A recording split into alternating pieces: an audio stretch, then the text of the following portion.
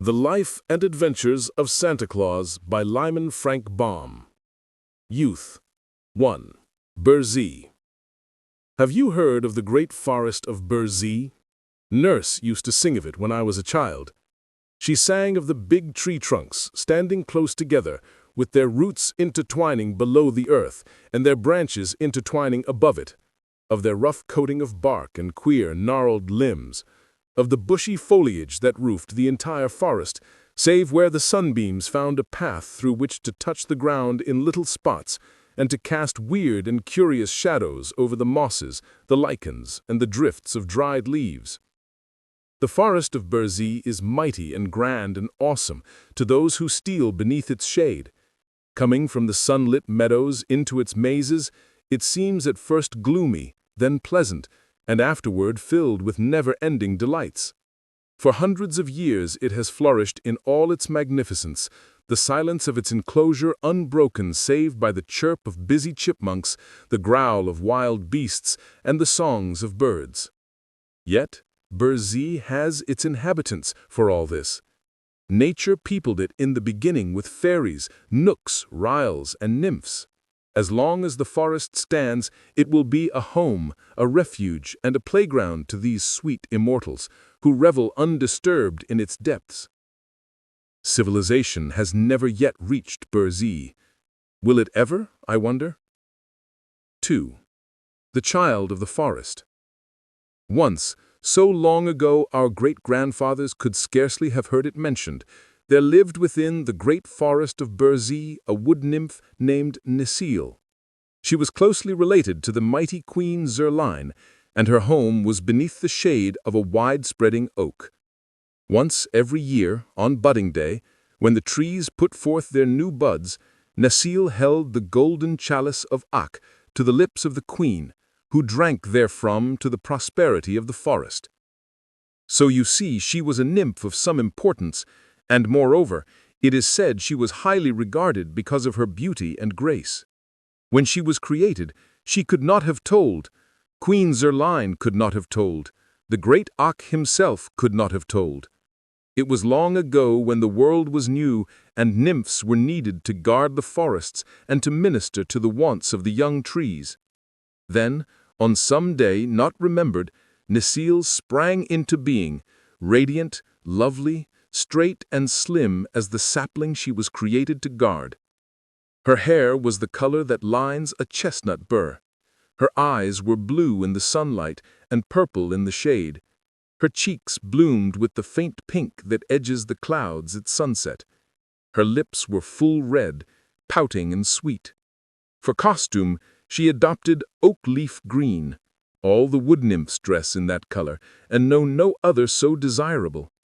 Her dainty feet were sandal-clad, while her head remained bare of covering other than her silken tresses.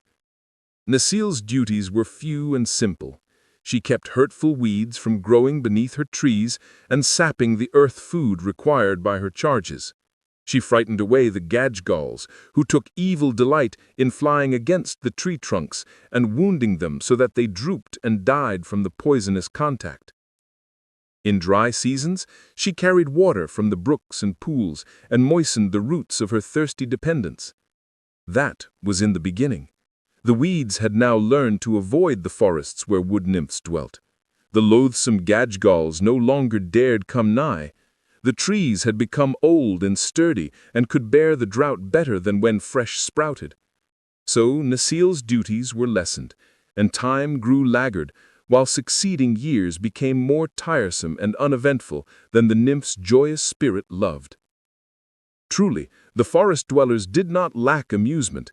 Each full moon they danced in the royal circle of the queen. There was also the Feast of Nuts, the Jubilee of autumn tintings, the solemn ceremony of leaf-shedding, and the revelry of budding day.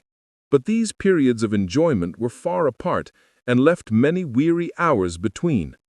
That a wood nymph should grow discontented was not thought of by Necile's sisters. It came upon her only after many years of brooding.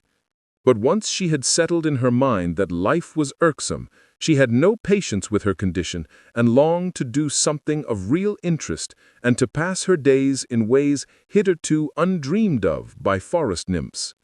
The law of the forest alone restrained her from going forth in search of adventure.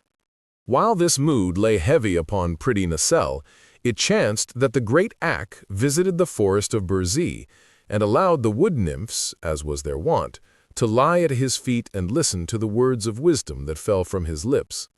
Ak is the master woodsman of the world. He sees everything and knows more than the sons of men. That night he held the queen's hand, for he loved the nymphs as a father loves his children. And Necile lay at his feet with many of her sisters and earnestly hearkened as he spoke. "We live so happily, my fair ones, in our forest glades," said Ak, stroking his grizzled beard thoughtfully, "that we know nothing of the sorrow and misery that fall to the lot of those poor mortals who inhabit the open spaces of the earth. They are not of our race, it is true, yet compassion well befits beings so fairly favored as ourselves. Often as I pass by the dwelling of some suffering mortal, I am tempted to stop and banish the poor thing's misery. Yet suffering, in moderation, is the natural lot of mortals, and it is not our place to interfere with the laws of nature." "Nevertheless," said the fair queen, nodding her golden head at the master woodsman, "it would not be a vain guess that Ak has often assisted these hapless mortals." Ak smiled. "Sometimes, when they are very young, children the mortals call them, I have stopped to rescue them from misery. The men and women I dare not interfere with. They must bear the burdens nature has imposed upon them. But the helpless infants, the innocent children of men, have a right to be happy until they become full-grown and able to bear the trials of humanity. So I feel I am justified in assisting them. Not long ago, a year maybe, I found 4 poor children huddled in a wooden hut, slowly freezing to death. Their parents had gone to a neighboring village for food and had left a fire to warm their little ones while they were absent. But a storm arose and drifted the snow in their path, so they were long on the road. Meantime, the fire went out, and the frost crept into the bones of the waiting children." "Poor things," murmured the queen softly. "What did you do?" "I called Nelko, bidding him fetch wood from my forests and breathe upon it until the fire blazed again and warmed the little room where the children lay. Then they ceased shivering and fell asleep until their parents came." "I am glad you did thus," said the good queen, beaming upon the master. And Necile, who had eagerly listened to every word, echoed in a whisper, "I too am glad." "And this very night," continued Ak, "as I came to the edge of Burzee, I heard a feeble cry which I judged came from a human infant. I looked about me, and found, close to the forest, a helpless babe, lying quite naked upon the grasses and wailing piteously. Not far away, screened by the forest, crouched Shigra, the lioness, intent upon devouring the infant for her evening meal." "And what did you do, Ak?" asked the queen breathlessly. "Not much, being in a hurry to greet my nymphs, but I commanded Shigra to lie close to the babe and to give her her milk to quiet its hunger. And I told her to send word throughout the forest to all beasts and reptiles that the child should not be harmed." "I am glad you did thus," said the good queen again, in a tone of relief. But this time Necile did not echo her words, for the nymph, filled with a strange resolve, had suddenly stolen away from the group. Swiftly, her lithe form darted through the forest paths until she reached the edge of mighty Burzee, when she paused to gaze curiously about her. Never until now had she ventured so far, for the law of the forest had placed the nymphs in its inmost depths.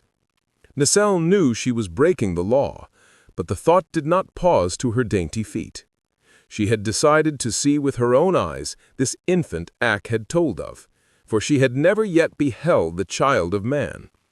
All the immortals are full-grown. There are no children among them. Peering through the trees, Necile saw the child lying on the grass. But now it was sweetly sleeping, having been comforted by the milk drawn from Shigra. It was not old enough to know what peril means. If it did not feel hunger, it was content. Softly the nymph stole to the side of the babe, and knelt upon the sward, her long robe of rose-leaf color spreading about her like a gossamer cloud. Her lovely countenance expressed curiosity and surprise, but most of all, a tender, womanly pity. The babe was newborn, chubby and pink. It was entirely helpless. While the nymph gazed, the infant opened its eyes, smiled upon her, and stretched out two dimpled arms. In another instant, Necile had caught it to her breast and was hurrying with it through the forest paths.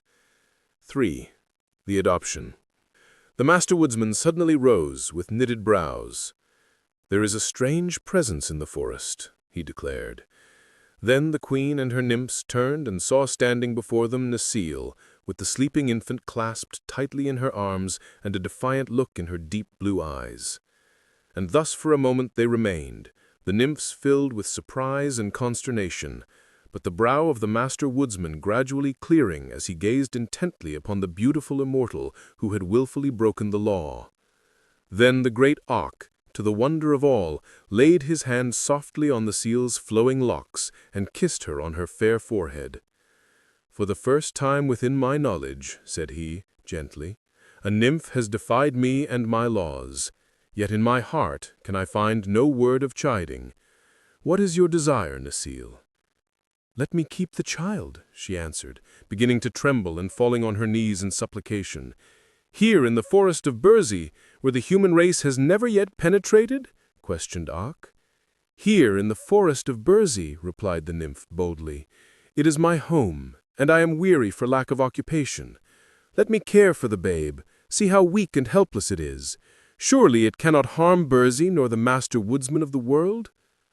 "But the law, child, the law," cried Awg sternly. "The law is made by the master woodsman," returned Necile. "If he bids me care for the babe he himself has saved from death, who in all the world dare oppose me?" Queen Zerline, who had listened intently to this conversation, clapped her pretty hands gleefully at the nymph's answer. "You are fairly trapped, O Awg," she exclaimed, laughing. "Now I pray you, give heed to Necile's petition." The woodsman, as was his habit when in thought, stroked his grizzled beard slowly. Then he said, "She shall keep the babe, and I will give it my protection. But I warn you all that as this is the first time I have relaxed the law, so shall it be the last time. Nevermore, to the end of the world, shall a mortal be adopted by an immortal. Otherwise would we abandon our happy existence for one of trouble and anxiety. Good night, my nymphs." Then Awg was gone from their midst, and Necile hurried away to her bower to rejoice over her newfound treasure. 4. Claus. Another day found Necile's bower the most popular place in the forest. The nymphs clustered around her and the child that lay asleep in her lap with expressions of curiosity and delight. Nor were they wanting in praises for the great Awg's kindness in allowing Necile to keep the babe and to care for it. Even the queen came to peer into the innocent childish face and to hold a helpless chubby fist in her own fair hand. "What shall we call him, Necile?" she asked, smiling. "He must have a name, you know." "Let him be called Claus," answered Necile, "for that means a little one." "Rather let him be called Necklaus," returned the queen, "for that will mean Necile's little one." The nymphs clapped their hands in delight, and Necklaus became the infant's name, although Necile loved best to call him Claus, and in after days many of her sisters followed her example. Necile gathered the softest moss in all the forest for Claus to lie upon, and she made his bed in her own bower. Of food the infant had no lack. The nymphs searched the forest for bell udders, which grow upon the goa tree, and when opened or found to be filled with sweet milk.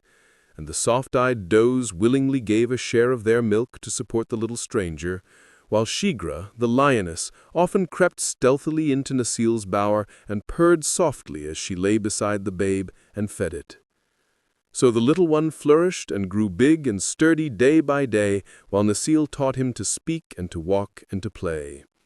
His thoughts and words were sweet and gentle, for the nymphs knew no evil, and their hearts were pure and loving. He became the pet of the forest, for Awg's decree had forbidden beast or reptile to molest him, and he walked fearlessly wherever his will guided him.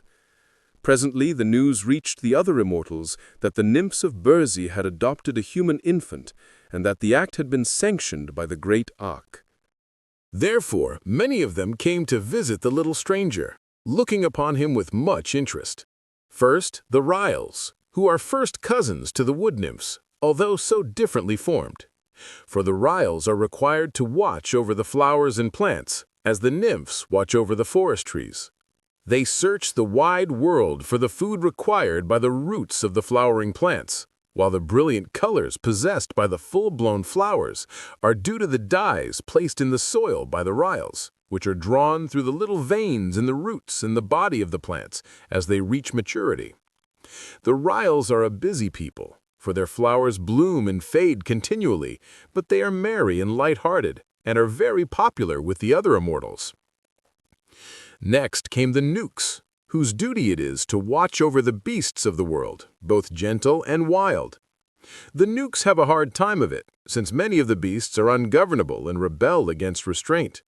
But they know how to manage them after all, and you will find that certain laws of the knooks are obeyed by even the most ferocious animals. Their anxieties make the knooks look old and worn and crooked, and their natures are a bit rough from associating with wild creatures continually. Yet they are most useful to humanity and to the world in general, as their laws are the only laws the forest beasts recognize, except those of the master woodsman. Then there were the fairies, the guardians of mankind, who were much interested in the adoption of Claus because their own laws forbade them to become familiar with their human charges. There are instances on record where the fairies have shown themselves to human beings and have even conversed with them, but they are supposed to guard the lives of mankind unseen and unknown, and if they favor some people more than others, it is because these have won such distinction fairly, as the fairies are very just and impartial. But the idea of adopting a child of men had never occurred to them because it was in every way opposed to their laws, so their curiosity was intense to behold the little stranger adopted by Necile and her sister nymphs. Claus looked upon the immortals who thronged around him with fearless eyes and smiling lips. He rode laughingly upon the shoulders of the merry ryls. He mischievously pulled the gray beards of the low-browed knooks. He rested his curly head confidently upon the dainty bosom of the fairy queen herself. And the ryls loved the sound of his laughter. The knooks loved his courage. The fairies loved his innocence. The boy made friends of them all, and learned to know their laws intimately. No forest flower was trampled beneath his feet, lest the friendly ryls should be grieved. He never interfered with the beasts of the forest, lest his friends the knooks should become angry. The fairies he loved dearly, but knowing nothing of mankind, he could not understand that he was the only one of his race admitted to friendly intercourse with them. Indeed, Claus came to consider that he alone, of all the forest people, had no like nor fellow. To him, the forest was the world. He had no idea that millions of toiling, striving human creatures existed, and he was happy and content. Some people have spelled this name Nicholas and others Nicholas, which is the reason that Santa Claus is still known in some lands as Saint Nicholas. But of course, Nicklaus is his right name, and Claus the nickname given him by his adopted mother, the fair nymph Necile. 5. The Master Woodsman. Years pass swiftly in Burzee, for the nymphs have no need to regard time in any way.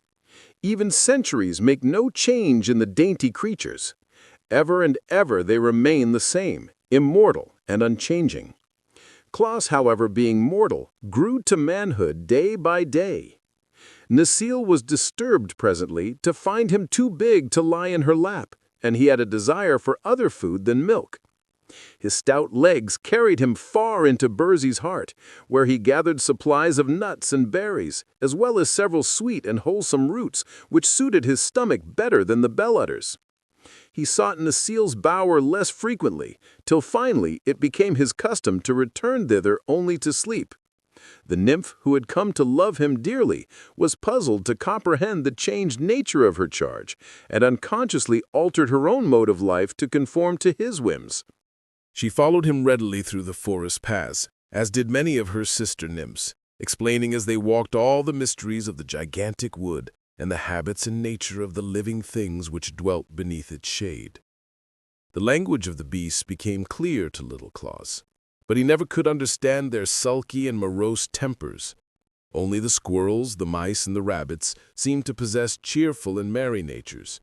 Yet would the boy laugh when the panther growled and stroked the bear's glossy coat while the creature snarled and bared his teeth menacingly. The growls and snarls were not for Claus, he well knew, so what did they matter? He could sing the songs of the bees, recite the poetry of the woodflowers, and relate the history of every blinking owl in Burzee. He helped the ryls to feed their plants and the knooks to keep order among the animals. The little immortals regarded him as a privileged person, being especially protected by Queen Zerline and her nymphs, and favored by the great Awk himself. One day the master woodsman came back to the Forest of Burzee. He had visited, in turn, all his forests throughout the world, and they were many and broad.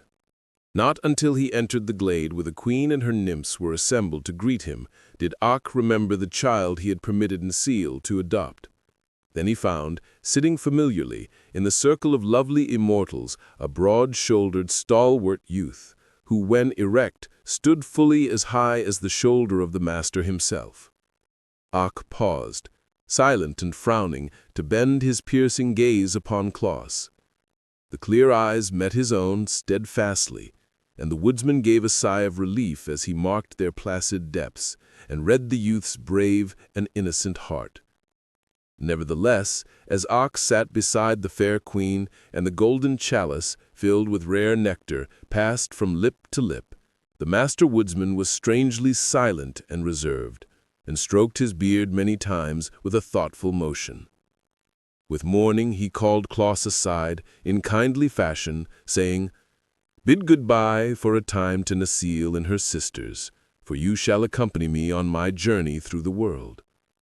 The venture pleased Claus, who knew well the honor of being companion of the master woodsman of the world.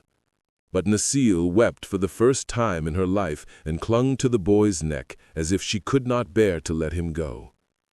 The nymph who had mothered this sturdy youth was still as dainty, as charming and beautiful as when she had dared to face Awk with the babe clasped to her breast. Nor was her love less great. Awk beheld the two clinging together, seemingly as brother and sister to one another, and again he wore his thoughtful look. 6. Claus discovers humanity. Taking Claus to a small clearing in the forest, the master said, "Place your hand upon my girdle and hold fast while we journey through the air. For now shall we encircle the world and look upon many of the haunts of those men from whom you are descended." These words caused Claus to marvel, for until now he had thought himself the only one of his kind upon the earth. Yet in silence he grasped firmly the girdle of the great Awk, his astonishment forbidding speech. Then the vast forest of Burzee seemed to fall away from their feet, and the youth found himself passing swiftly through the air at a great height. Ere long there were spires beneath them, while buildings of many shapes and colors met their downward view. It was a city of men, and Awk, pausing to descend, led Claus to its enclosure. Said the master, "So long as you hold fast to my girdle, you will remain unseen by all mankind, though seeing clearly yourself. To release your grasp will be to separate yourself forever from me and your home in Burzee." One of the first laws of the forest is obedience, and Claus had no thought of disobeying the master's wish. He clung fast to the girdle and remained invisible. Thereafter, with each moment passed in the city, the youth's wonder grew. He who supposed himself created differently from all others now found the earth swarming with creatures of his own kind. "Indeed," said Awk, "the immortals are few, but the mortals are many." Claus looked earnestly upon his fellows. There were sad faces, gay and reckless faces, pleasant faces, anxious faces, and kindly faces, all mingled in puzzling disorder. Some worked at tedious tasks, some strutted in impudent conceit. Some were thoughtful and grave, while others seemed happy and content. Men of many natures were there, as everywhere, and Claus found much to please him and much to make him sad. But especially he noted the children, first curiously, then eagerly, then lovingly. Ragged little ones rolled in the dust of the streets, playing with scraps and pebbles. Other children, gaily dressed, were propped upon cushions and fed with sugar plums. Yet the children of the rich were not happier than those playing with the dust and pebbles, it seemed to Claus. "Childhood is the time of man's greatest content," said Ak, following the youth's thoughts. "'Tis during these years of innocent pleasure that the little ones are most free from care." "Tell me," said Claus, "why do not all these babies fare alike?" "Because they are born in both cottage and palace," returned the master. "The difference in the wealth of the parents determines the lot of the child. Some are carefully tended and clothed in silks and dainty linen. Others are neglected and covered with rags." "Yet all seem equally fair and sweet," said Claus thoughtfully. "While they are babes, yes," agreed Ak. "Their joy is in being alive, and they do not stop to think. In after years, the doom of mankind overtakes them, and they find they must struggle and worry, work and fret to gain the wealth that is so dear to the hearts of men. Such things are unknown in the forest where you were reared." Claus was silent a moment. Then he asked, "Why was I reared in the forest, among those who are not of my race?" Then Ak, in gentle voice, told him the story of his babyhood, how he had been abandoned at the forest's edge and left a prey to wild beasts, and how the loving nymph, Necile, had rescued him and brought him to manhood under the protection of the immortals. "Yet I am not of them," said Claus musingly. "You are not of them," returned the woodsman. "The nymph who cared for you as a mother seems now like a sister to you. By and by, when you grow old and gray, she will seem like a daughter. Yet another brief span and you will be but a memory, while she remains Necile." "Then why, if man must perish, is he born?" demanded the boy. "Everything perishes, except the world itself and its keepers," answered Ak. "But while life lasts, everything on earth has its use. The wise seek ways to be helpful to the world, for the helpful ones are sure to live again." Much of this Claus failed to understand fully, but a longing seized him to become helpful to his fellows, and he remained grave and thoughtful while they resumed their journey. They visited many dwellings of men in many parts of the world, watching farmers toil in the fields, warriors dash into cruel frays, and merchants exchange their goods for bits of white and yellow metal.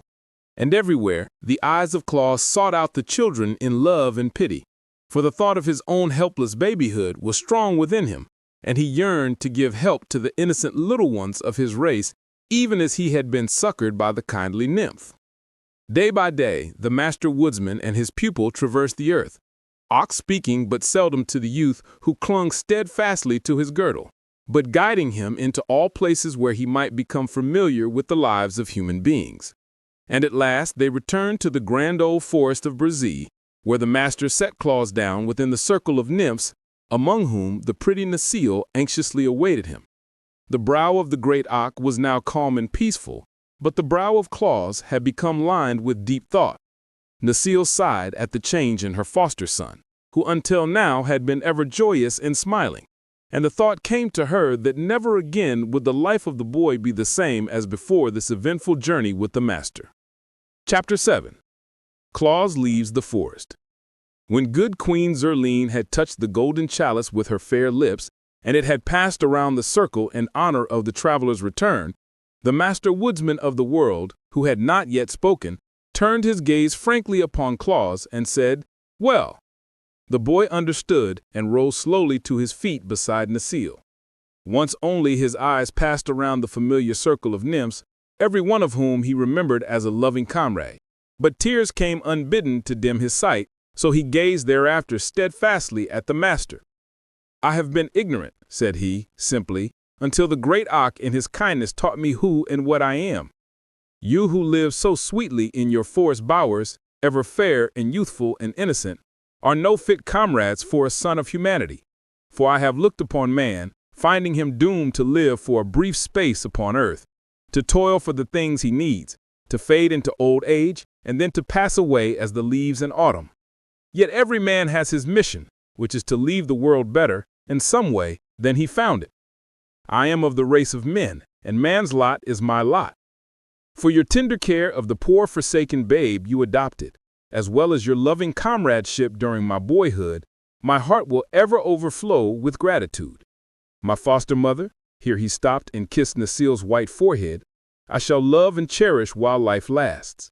But I must leave you to take my part in the endless struggle to which humanity is doomed, and to live my life in my own way." "What will you do?" asked the queen, gravely. "I must devote myself to the care of the children of mankind, and try to make them happy.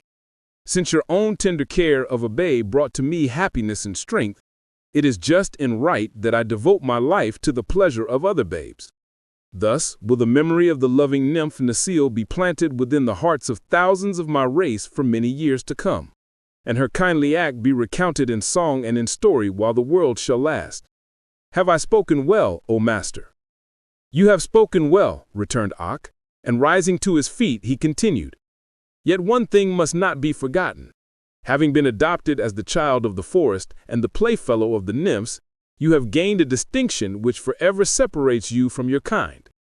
Therefore, when you go forth into the world of men, you shall retain the protection of the forest, and the powers you now enjoy will remain with you to assist you in your labors. In any need you may call upon the nymphs, the ryls, the knooks, and the fairies, and they will serve you gladly. I, the master woodsman of the world, have said it, and my word is the law." Claus looked upon Ak with grateful eyes. "This will make me mighty among men. Protected by these kind friends, I may be able to make thousands of little children happy. I will try very hard to do my duty, and I know the forest people will give me their sympathy and help." "We will," said the fairy queen earnestly. "We will," cried the merry ryls, laughing. "We will," shouted the crooked knooks, scowling. "We will," exclaimed the sweet nymphs proudly. But Necile said nothing. She only folded Claus in her arms and kissed him tenderly. "The world is big," continued the boy, turning again to his loyal friends, "but men are everywhere. I shall begin my work near my friends, so that if I meet with misfortune, I can come to the forest for counsel or help." With that he gave them all a loving look and turned away. There was no need to say goodbye, For him, the sweet wild life of the forest was over. He went forth bravely to meet his doom, the doom of the race of man, the necessity to worry and work. But Ak, who knew the boy's heart, was merciful and guided his steps. Coming through Burzee to its eastern edge, Claus reached the laughing valley of Ho-Ha-Ho. On each side were rolling green hills, and a brook wandered midway between them to wind afar off beyond the valley. At his back was the grim forest. At the far end of the valley, a broad plain. The eyes of the young man, which had until now reflected his grave thoughts, became brighter as he stood silent, looking out upon the laughing valley. Then, on a sudden, his eyes twinkled as stars do on a still night, and grew merry and wide. For at his feet the cowslips and daisies smiled on him in friendly regard. The breeze whistled gaily as it passed by and fluttered the locks on his forehead. The brook laughed joyously as it leapt over the pebbles and swept around the green curves of its banks. The bees sang sweet songs as they flew from dandelion to daffodil. The beetles chirruped happily in the long grass, and the sunbeams glinted pleasantly over all the scene. "Here," cried Claus, stretching out his arms as if to embrace the valley, "will I make my home." That was many, many years ago. It has been his home ever since. It is his home now. Manhood. The Laughing Valley. When Claus came, the valley was empty, save for the grass, the brook, the wildflowers, the bees, and the butterflies. If he would make his home here and live after the fashion of men, he must have a house. This puzzled him at first, but while he stood smiling in the sunshine, he suddenly found beside him old Nelko, the servant of the master woodsman. Nelko bore an axe, strong and broad, with blade that gleamed like burnished silver. This he placed in the young man's hand, then disappeared without a word. Claus understood, and turning to the forest's edge, he selected a number of fallen tree trunks, which he began to clear of their dead branches. He would not cut into a living tree. His life among the nymphs who guarded the forest had taught him that a live tree is sacred, being a created thing endowed with feeling. But with the dead and fallen trees it was different. They had fulfilled their destiny as active members of the forest community, and now it was fitting that their remains should minister to the needs of man. The axe bit deep into the logs at every stroke. It seemed to have a force of its own, and Claus had but to swing and guide it. When shadows began creeping over the green hills to lie in the valley overnight, the young man had chopped many logs into equal lengths and proper shapes for building a house such as he had seen the poorer classes of men inhabit. Then, resolving to await another day before he tried to fit the logs together, Claus ate some of the sweet roots he well knew how to find, drank deeply from the laughing brook, and lay down to sleep on the grass, first seeking a spot where no flowers grew, lest the weight of his body should crush them. And while he slumbered and breathed in the perfume of the wondrous valley, the spirit of happiness crept into his heart and drove out all terror and care and misgivings. Nevermore would the face of Claus be clouded with anxieties. Nevermore would the trials of life weigh him down as with a burden. The laughing valley had claimed him for its own. Would that we all might live in that delightful place, but then maybe it would become overcrowded. For ages it had awaited a tenant. Was it chance that led young Claus to make his home in this happy vale? Or may we guess that his thoughtful friends, the immortals, had directed his steps when he wandered away from Burzee to seek a home in the great world? Certain it is that while the moon peered over the hilltop and flooded with its soft beams the body of the sleeping stranger, the laughing valley was filled with the queer, crooked shapes of the friendly knooks. These people spoke no words, but worked with skill and swiftness. The logs Claus had trimmed with his bright axe were carried to a spot beside the brook, and fitting one upon another, and during the night a strong and roomy dwelling was built. The birds came sweeping into the valley at daybreak, and their songs, so seldom heard in the deep wood, aroused the stranger. He rubbed the web of sleep from his eyelids and looked around. The house met his gaze. "I must thank the knooks for this," he said gratefully. Then he walked to his dwelling and entered at the doorway. A large room faced him, having a fireplace at the end and a table and bench in the middle. Beside the fireplace was a cupboard. Another doorway was beyond. Claus entered here also and saw a smaller room with a bed against the wall and a stool set near a small stand. On the bed were many layers of dried moss brought from the forest. "Indeed, it is a palace!" exclaimed the smiling Claus. I must thank the good knooks again for their knowledge of man's needs, as well as for their labors in my behalf. He left his new home with a glad feeling that he was not quite alone in the world, although he had chosen to abandon his forest life. Friendships are not easily broken, and the immortals are everywhere. Upon reaching the brook, he drank of the pure water and then sat down on the bank to laugh at the mischievous gambols of the ripples as they pushed one another against rocks, or crowded desperately to see which should first reach the turn beyond. And as they raced away, he listened to the song they sang. "Rushing, pushing, on we go, not a wave may gently flow, all are too excited. Every drop, delighted, turns to spray and merry play as we tumble on our way." Next Claus searched for roots to eat, while the daffodils turned their little eyes up to him laughingly and lisped their dainty song. "Blooming fairly, growing rarely, never flowerets were so gay, perfume breathing, joy bequeathing, as our colors we display." It made Claus laugh to hear the little things voice their happiness as they nodded gracefully on their stems. But another strain caught his ear as the sunbeams fell gently across his face and whispered, "Here is gladness, that our rays warm the valley through the days. Here is happiness to give comfort unto all who live." "Yes," cried Claus in answer, "there is happiness and joy and all things here. The Laughing Valley is a valley of peace and goodwill." He passed the day talking with the ants and beetles and exchanging jokes with the light-hearted butterflies, and at night he lay on his bed of soft moss and slept soundly. Then came the fairies, merry but noiseless, bringing skillets and pots and dishes and pans and all the tools necessary to prepare food and to comfort a mortal. With these they filled cupboard and fireplace, finally placing a stout suit of wool clothing on the stool by the bedside. When Claus awoke, he rubbed his eyes again, and laughed, and spoke aloud his thanks to the fairies and the master woodsman who had sent them. With eager joy he examined all his new possessions, wondering what some might be used for. But in the days when he had clung to the girdle of the great axe and visited the cities of men, his eyes had been quick to note all the manners and customs of the race to which he belonged.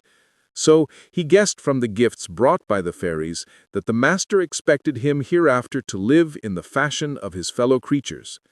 "Which means that I must plow the earth and plant corn," he reflected, "so that when winter comes I shall have garnered food in plenty." But as he stood in the grassy valley, he saw that to turn up the earth in furrows would be to destroy hundreds of pretty helpless flowers as well as thousands of the tender blades of grass, and this he could not bear to do. Therefore he stretched out his arms and uttered a peculiar whistle he had learned in the forest, afterward crying, "Ryls of the field flowers, come to me!" Instantly a dozen of the queer little ryls were squatting upon the ground before him, and they nodded to him in cheerful greeting. Claus gazed upon them earnestly. "Your brothers of the forest, I have known and loved many years. I shall love you also when we have become friends. To me the laws of the ryls, whether those of the forest or of the field, are sacred. I have never willfully destroyed one of the flowers you tend so carefully. But I must plant grain to use for food during the cold winter. And how am I to do this without killing the little creatures that sing to me so prettily of their fragrant blossoms?" The yellow ryl, he who tends the buttercups, made answer, "Fret not, friend Claus. The great axe has spoken to us of you. There is better work for you in life than to labor for food, and though, not being of the forest, axe has no command over us, nevertheless are we glad to favor one he loves. Live therefore to do the good work you are resolved to undertake. We, the field ryls, will attend to your food supplies."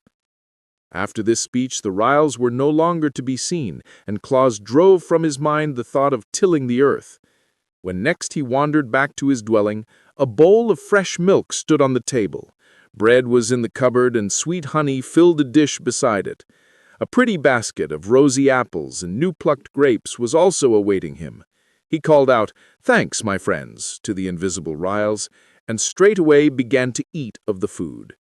Thereafter, when hungry, he had but to look into the cupboard to find goodly supplies brought by the kindly ryls. And the knooks cut and stacked much wood for his fireplace, and the fairies brought him warm blankets and clothing. So began his life in the Laughing Valley, with the favor and friendship of the immortals to minister to every one of his want. How Claus made the first toy. Truly, our Claus had wisdom for his good fortune, but strengthened his resolve to befriend the little ones of his own race. He knew his plan was approved by the immortals, else they would not have favored him so greatly. So he began at once to make acquaintance with mankind. He walked through the valley to the plain beyond and crossed the plain in many directions to reach the abodes of men. These stood singly or in groups of dwellings called villages, and in nearly all the houses, whether big or little, Claus found children. The youngsters soon came to know his merry, laughing face and the kind glance of his bright eyes. And the parents, while they regarded the young man with some scorn for loving children more than their elders, were content that the girls and boys had found a playfellow who seemed willing to amuse them. So the children romped and played games with Claus, and the boys rode upon his shoulders, and the girls nestled in his strong arms, and the babies clung fondly to his knees. Wherever the young man chanced to be, the sound of childish laughter followed him. And to understand this better, you must know that children were much neglected in those days and received little attention from their parents, so that it became to them a marvel that so goodly a man as Claus devoted his time to making them happy. And those who knew him were, you may be sure, very happy indeed. The sad faces of the poor and abused grew bright for once. The cripple smiled despite his misfortune. The ailing ones hushed their moans, and the grieved ones their cries when their merry friend came nigh to comfort them. Only at the beautiful palace of the Lord of Laird and at the frowning castle of the Baron Braun was Claus refused admittance. There were children at both places, but the servants at the palace shut the door in the young stranger's face, and the fierce baron threatened to hang him from an iron hook on the castle walls. Whereupon Claus sighed and went back to the poorer dwellings where he was welcome. After a time, the winter drew near. The flowers lived out their lives and faded and disappeared. The beetles burrowed far into the warm earth. The butterflies deserted the meadows, and the voice of the brook grew hoarse as if it had taken cold. One day, snowflakes filled all the air in the Laughing Valley, dancing boisterously toward the earth and clothing in pure white raiment the roof of Claus' dwelling. At night, Jack Frost rapped at the door. "Come in," cried Claus. "Come out," answered Jack, "for you have a fire inside." So Claus came out. He had known Jack Frost in the forest and liked the jolly rogue, even while he mistrusted him. "There will be rare sport for me tonight, Claus," shouted the sprite. "Isn't this glorious weather? I shall nip scores of noses and ears and toes before daybreak." "If you love me, Jack, spare the children," begged Claus. "And why?" asked the other in surprise. "They are tender and helpless," answered Claus. "But I love to nip the tender ones," declared Jack. "The older ones are tough and tire my fingers." "The young ones are weak and cannot fight you," said Claus. "True," agreed Jack thoughtfully. "Well, I will not pinch a child this night, if I can resist the temptation," he promised. "Good night, Claus." "Good night." The young man went in and closed the door, and Jack Frost ran on to the nearest village. Claus threw a log on the fire, which burned up brightly. Beside the hearth sat Blinky, a big cat given him by Peter the Knook. Her fur was soft and glossy, and she purred never-ending songs of contentment. "I shall not see the children again soon," said Claus to the cat, who kindly paused in her song to listen. "The winter is upon us, the snow will be deep for many days, and I shall be unable to play with my little friends." The cat raised a paw and stroked her nose thoughtfully, but made no reply. So long as the fire burned and Claus sat in his easy chair by the hearth, she did not mind the weather. So passed many days and many long evenings. The cupboard was always full, but Claus became weary with having nothing to do more than to feed the fire from the big woodpile the Knooks had brought him. One evening, he picked up a stick of wood and began to cut it with his sharp knife.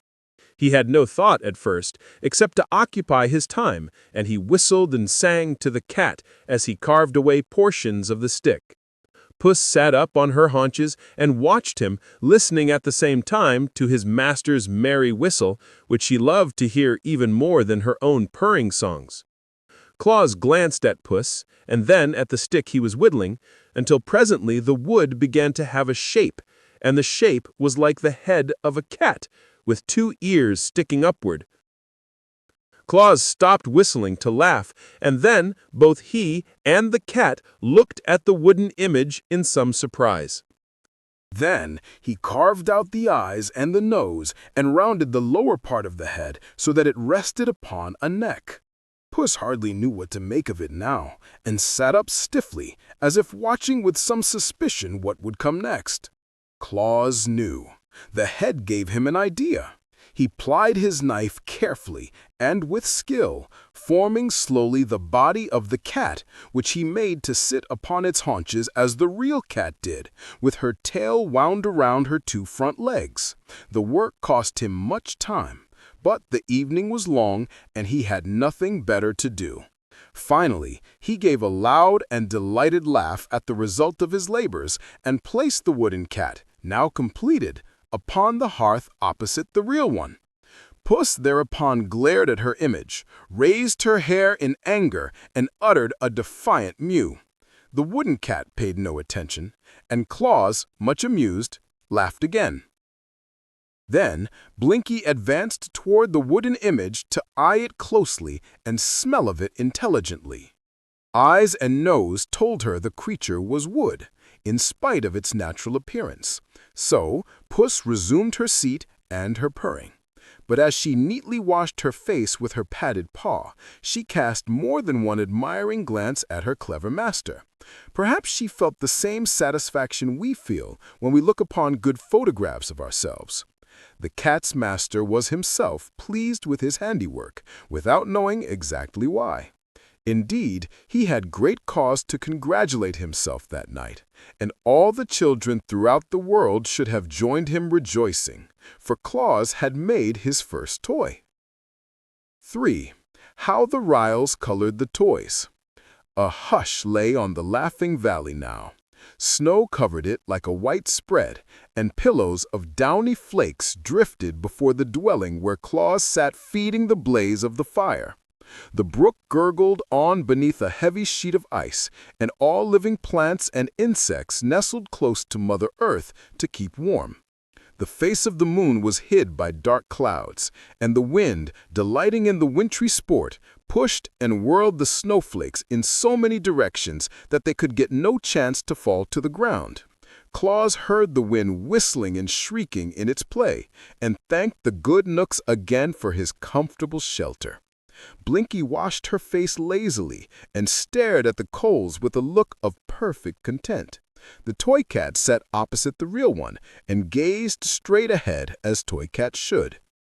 Suddenly, Claus heard a noise that sounded different from the voice of the wind. It was more like a wail of suffering and despair. He stood up and listened, but the wind, growing boisterous, shook the door and rattled the windows to distract his attention.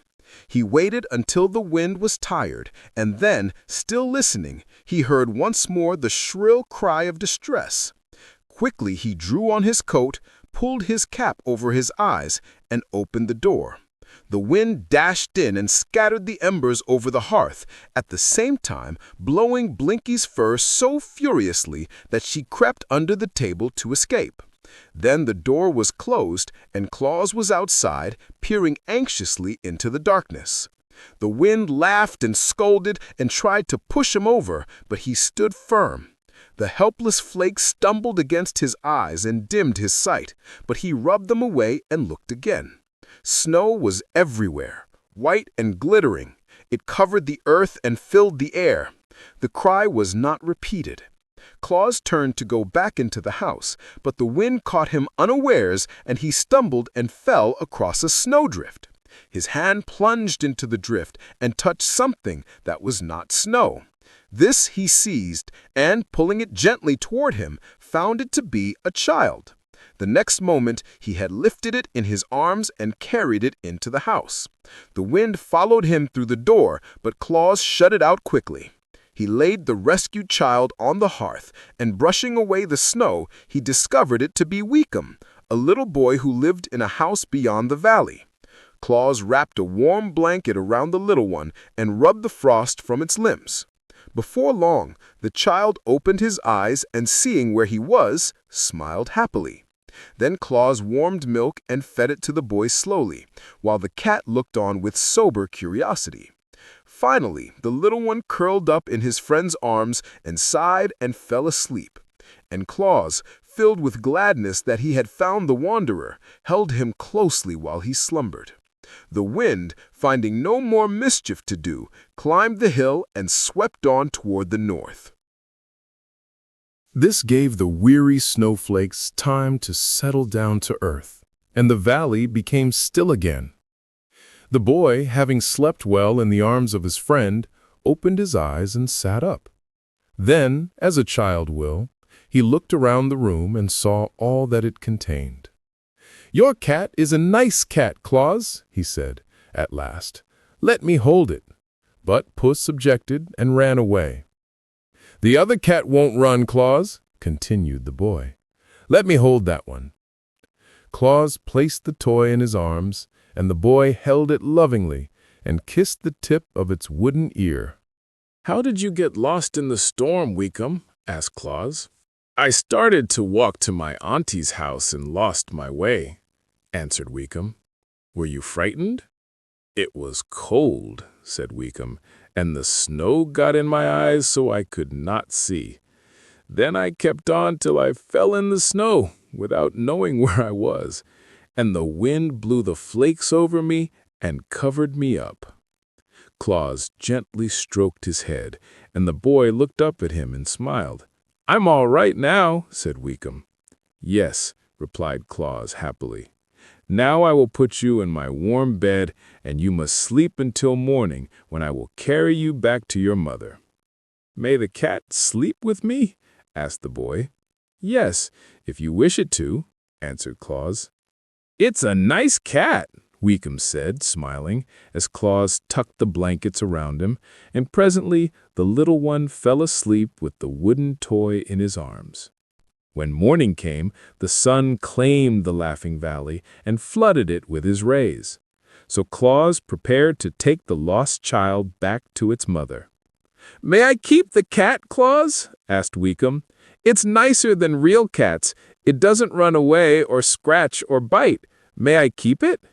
"Yes, indeed," answered Claus, pleased that the toy he had made could give pleasure to the child. So he wrapped the boy and the wooden cat in a warm cloak, perching the bundle upon his own broad shoulders, and then he tramped through the snow and the drifts of the valley, and across the plain beyond to the poor cottage where Weekum's mother lived. "See, Mama!" cried the boy as soon as they entered. "I've got a cat!" The good woman wept tears of joy over the rescue of her darling, and thanked Claus many times for his kind act. So he carried a warm and happy heart back to his home in the valley. That night he said to Puss, "I believe the children will love the wooden cats almost as well as the real ones, and they can't hurt them by pulling their tails and ears. I'll make another." So this was the beginning of his great work. The next cat was better made than the first.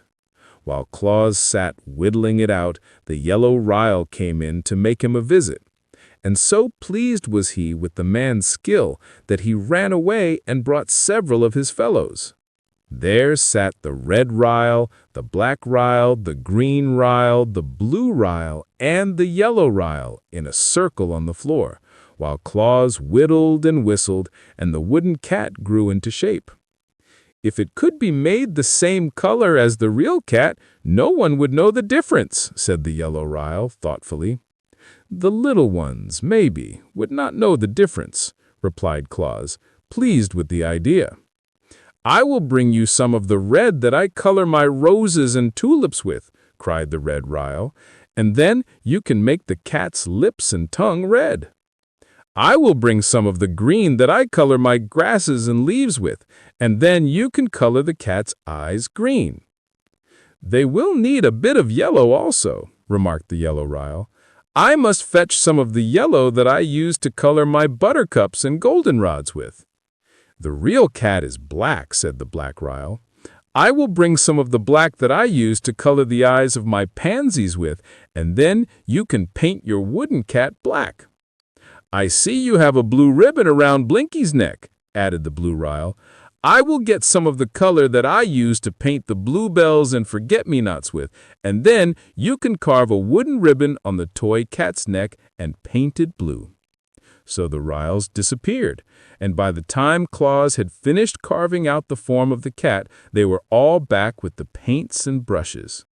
They made Blinky sit upon the table that Claus might paint the toy cat just the right color, and when the work was done, the ryls declared it was exactly as good as a live cat.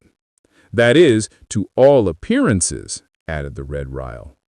Blinky seemed a little offended by the attention bestowed upon the toy, and that she might not seem to approve the imitation cat, she walked to the corner of the hearth and sat down with a dignified air. But Claus was delighted, and as soon as morning came, he started out and tramped through the snow, across the valley and the plain until he came to a village. There, in a poor hut near the walls of the beautiful palace of the Lord of Lurd, a little girl lay on a wretched cot moaning with pain. Claus approached the child and kissed her and comforted her, and then he drew the toy cat from beneath his coat where he had hidden it and placed it in her arms. Ah, how well he felt himself repaid for his labor and his long walk when he saw the little one's eyes grow bright with pleasure. She hugged the kitty tight to her breast as if it had been a precious gem and would not let it go for a single moment. The fever was quieted, the pain grew less, and she fell into a sweet and refreshing sleep. Claus laughed and whistled and sang all the way home. Never had he been so happy as on that day. When he entered his house, he found Shiegra, the lioness, awaiting him. Since his babyhood, Shiegra had loved Claus, and while he dwelt in the forest, she had often come to visit him at Nicile's bower. After Claus had gone to live in the Laughing Valley, Shiegra became lonely and ill at ease, and now she had braved the snowdrifts, which all lions abhor, to see him once more. Shiegra was getting old, and her teeth were beginning to fall out, while the hairs that tipped her ears and tail had changed from tawny yellow to white. Claus found her lying on his hearth, and he put his arms around the neck of the lioness and hugged her lovingly. The cat had retired into a far corner. She did not care to associate with Shiegra. Claus told his old friend about the cats he had made and how much pleasure they had given Weekum and the sick girl. Shiegra did not know much about children. Indeed, if she met a child, she could scarcely be trusted not to devour it. But she was interested in Claus's new labors and said, "These images seem to me very attractive. Yet I cannot see why you should make cats, which are very unimportant animals. Suppose, now that I am here, you make the image of a lioness, the queen of all beasts. Then indeed your children will be happy and safe at the same time." Claus thought this was a good suggestion, so he got a piece of wood and sharpened his knife, while Shiegra crouched upon the hearth at his feet. With much care, he carved the head in the likeness of the lioness, even to the two fierce teeth that curved over her lower lip and the deep frowning lines above her wide-open eyes. When it was finished, he said, "You have a terrible look, Shiegra." "Then the image is like me," she answered, "for I am indeed terrible to all who are not my friends." Claus now carved out the body, with Shiegra's long tail trailing behind it. The image of the crouching lioness was very lifelike. "It pleases me," said Shiegra, yawning and stretching her body gracefully. "Now I will watch while you paint." He brought the paints the ryls had given him from the cupboard and colored the image to resemble the real Shiegra. The lioness placed her big padded paws upon the edge of the table and raised herself while she carefully examined the toy that was her likeness. "You are indeed skillful," she said, proudly. "The children will like that better than cats, I'm sure." Then, snarling at Blinky, who arched her back in terror and whined fearfully, she walked away toward her forest home with stately strides. 4. How little Mary became frightened. The winter was over now, and all the Laughing Valley was filled with joyous excitement. The brook was so happy at being free once again that it gurgled more boisterously than ever and dashed so recklessly against the rocks that it sent showers of spray high in the air. The grass thrust its sharp little blades upward through the mat of dead stalks where it had hidden from the snow, but the flowers were yet too timid to show themselves, although the ryls were busy feeding their roots. The sun was in remarkably good humor and sent his rays dancing merrily throughout the valley. Claus was eating his dinner one day when he heard a timid knock on his door. "Come in," he called. No one entered, but after a pause came another rapping. Claus jumped up and threw open the door. Before him stood a small girl holding a smaller brother fast by the hand. "Is you Claus?" she asked shyly. "Indeed I am, my dear," he answered with a laugh as he caught both children in his arms and kissed them. "You are very welcome, and you have come just in time to share my dinner." He took them to the table and fed them with fresh milk and nut cakes. When they had eaten enough, he asked, "Why have you made this long journey to see me?" "I wants a tat," replied little Mary, and her brother, who had not yet learned to speak many words, nodded his head and exclaimed, like an echo, "Tat."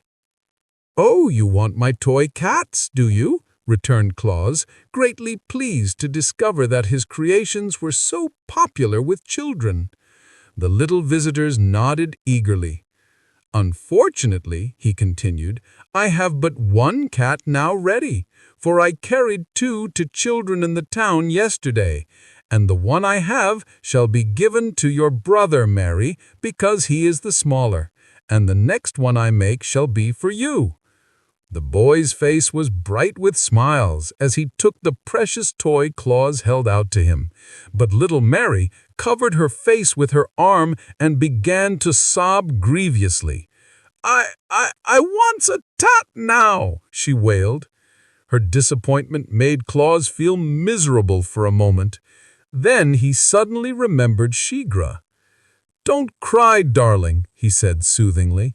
"I have a toy much nicer than a cat, and you shall have that." He went to the cupboard and drew out the image of the lioness, which he placed on the table before Mary. The girl raised her arm and gave one glance at the fierce teeth and glaring eyes of the beast, and then, uttering a terrified scream, rushed from the house. The boy followed her, also screaming lustily, and even dropping his precious cat in his fear. For a moment Claus stood motionless, being puzzled and astonished. Then he threw Shiegra's image into the cupboard and ran after the children, calling to them not to be frightened. Little Mary stopped in her flight, and her brother clung to her skirt, but they both cast fearful glances at the house until Claus had assured them many times that the beast had been locked in the cupboard. "Yet why were you frightened at seeing it?" he asked. "It is only a toy to play with." "It's bad," said Mary decidedly, and just horrid, and not a bit nice like tats." "Perhaps you are right," returned Claus thoughtfully. "But if you will return with me to the house, I will soon make you a pretty cat." So they timidly entered the house again, having faith in their friend's words. And afterward they had the joy of watching Claus carve out a cat from a bit of wood and paint it in natural colors. It did not take him long to do this, for he had become skillful with his knife by this time, and Mary loved her toy the more dearly because she had seen it made. After his little visitors had trotted on their journey homeward, Claus sat long in deep thought. And he then decided that such fierce creatures as his friend the lioness would never do as models from which to fashion his toys. There must be nothing to frighten the dear babies, he reflected, and while I know Shiegra well and am not afraid of her, it is but natural that children should look upon her image with terror. Hereafter I will choose such mild-mannered animals as squirrels and rabbits and deer and lambkins from which to carve my toys, for then the little ones will love rather than fear them." He began his work that very day, and before bedtime had made a wooden rabbit and a lamb. They were not quite so lifelike as the cats had been, because they were formed from memory, while Blinky had sat very still for Claus to look at while he worked. But the new toys pleased the children nevertheless, and the fame of Claus's playthings quickly spread to every cottage on plain and in village. He always carried his gifts to the sick or crippled children, but those who were strong enough walked to the house in the valley to ask for them, so a little path was soon worn from the plain to the door of the toy-maker's cottage. First came the children who had been playmates of Claus before he began to make toys. These, you may be sure, were well supplied. Then children who lived farther away heard of the wonderful images and made journeys to the valley to secure them. All little ones were welcome, and never a one went away empty-handed. This demand for his handiwork kept Claus busily occupied, but he was quite happy in knowing the pleasure he gave to so many of the dear children. His friends the immortals were pleased with his success and supported him bravely. The knooks selected for him clear pieces of soft wood that his knife might not be blunted in cutting them. The ryls kept him supplied with paints of all colors and brushes fashioned from the tips of timothy grasses. The fairies discovered that the workmen needed saws and chisels and hammers and nails as well as knives, and brought him a goodly array of such tools. Claus soon turned his living room into a most wonderful workshop. He built a bench before the window and arranged his tools and paints so that he could reach everything as he sat on his stool. And as he finished toy after toy to delight the hearts of little children, he found himself growing so gay and happy that he could not refrain from singing and laughing and whistling all the day long. "It's because I live in the Laughing Valley, where everything else laughs," said Claus. But that was not the reason. 5. How Bessie Blitzum Came to the Laughing Valley. One day, as Claus sat before his door to enjoy the sunshine while he busily carved the head and horns of a toy deer, he looked up and discovered a glittering cavalcade of horsemen approaching through the valley. When they drew nearer, he saw that the band consisted of a score of men-at-arms, clad in bright armor and bearing in their hands spears and battle-axes. In front of these rode little Bessie Blitzum, the pretty daughter of that proud lord of Lurd, who had once driven Claus from his palace. Her palfrey was pure white, its bridle was covered with glittering gems, and its saddle draped with cloth of gold, richly broidered. The soldiers were sent to protect her from harm while she journeyed. Claus was surprised, but he continued to whittle and to sing until the cavalcade drew up before him. Then the little girl leaned over the neck of her palfrey and said, "Please, Mr. Claus, I want a toy." Her voice was so pleading that Claus jumped at once and stood beside her. But he was puzzled how to answer her request. "You are a rich lord's daughter and have all that you desire," he said. "Except toys," added Bessie. "There are no toys in all the world but yours, and I make them for the poor children who have nothing else to amuse them," continued Claus. "Do poor children love to play with toys more than rich ones?" asked Bessie. "I suppose not," said Claus thoughtfully. "Am I to blame because my father is a lord? Must I be denied the pretty toys I long for because other children are poorer than I?" she inquired earnestly. "I'm afraid you must, dear," he answered, "for the poor have nothing else with which to amuse themselves. You have your pony to ride, your servants to wait on you, and every comfort that money can procure." "But I want toys," cried Bessie, wiping away the tears that forced themselves into her eyes. "If I cannot have them, I shall be very unhappy." Claus was troubled, for her grief recalled to him the thought that his desire was to make all children happy, without regard to their condition in life. Yet while so many poor children were clamoring for his toys, he could not bear to give one to them to Bessie Blithesome, who had so much already to make her happy. "Listen, my child," said he gently. "All the toys I am now making are promised to others, but the next shall be yours, since your heart so longs for it. Come to me again in 2 days, and it shall be ready for you. Bessie gave a cry of delight, and leaning over her pony's neck, she kissed Claus prettily upon his forehead. Then, calling to her men-at-arms, she rode gaily away, leaving Claus to resume his work. "If I am to supply the rich children as well as the poor ones," he thought, "I shall not have a spare moment in the whole year. But is it right I should give to the rich? Surely I must go to Necile and talk with her about this matter." So when he had finished the toy deer, which was very like a deer he had known in the forest glades, he walked into Burzee and made his way to the bower of the beautiful nymph Necile, who had been his foster mother. She greeted him tenderly and lovingly, listening with interest to his story of the visit of Bessie Blithesome. "And now tell me," said he, "shall I give toys to rich children?" "We of the forest know nothing of riches," she replied. "It seems to me that one child is like another child, since they are all made of the same clay, and that riches are like a gown, which may be put on or taken away, leaving the child unchanged. But the fairies are guardians of mankind, and know mortal children better than I. Let us call the fairy queen." This was done, and the queen of the fairies sat beside them and heard Claus relate his reasons for thinking the rich children could get along without his toys, and also what the nymph had said. "Necile is right," declared the queen, "for whether it be rich or poor, a child's longings for pretty playthings are but natural. Rich Bessie's heart may suffer as much grief as poor Mary's. She can be just as lonely and discontented, and just as gay and happy. I think, friend Claus, it is your duty to make all little ones glad, whether they chance to live in palaces or in cottages." "Your words are wise, fair queen," replied Claus, "and my heart tells me they are as just as they are wise. Hereafter, all children may claim my services." Then he bowed before the gracious fairy, and kissing Necile's red lips, went back into his valley. At the brook he stopped to drink, and afterward he sat on the bank and took a piece of moist clay in his hands while he thought what sort of toy he should make for Bessie Blithesome. He did not notice that his fingers were working the clay into shape until, glancing downward, he found he had unconsciously formed a head that bore a slight resemblance to the nymph Necile. At once he became interested. Gathering more of the clay from the bank, he carried it to his house.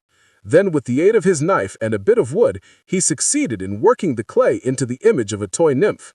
With skillful strokes, he formed long, waving hair on the head and covered the body with a gown of oak leaves, while the 2 feet sticking out at the bottom of the gown were clad in sandals.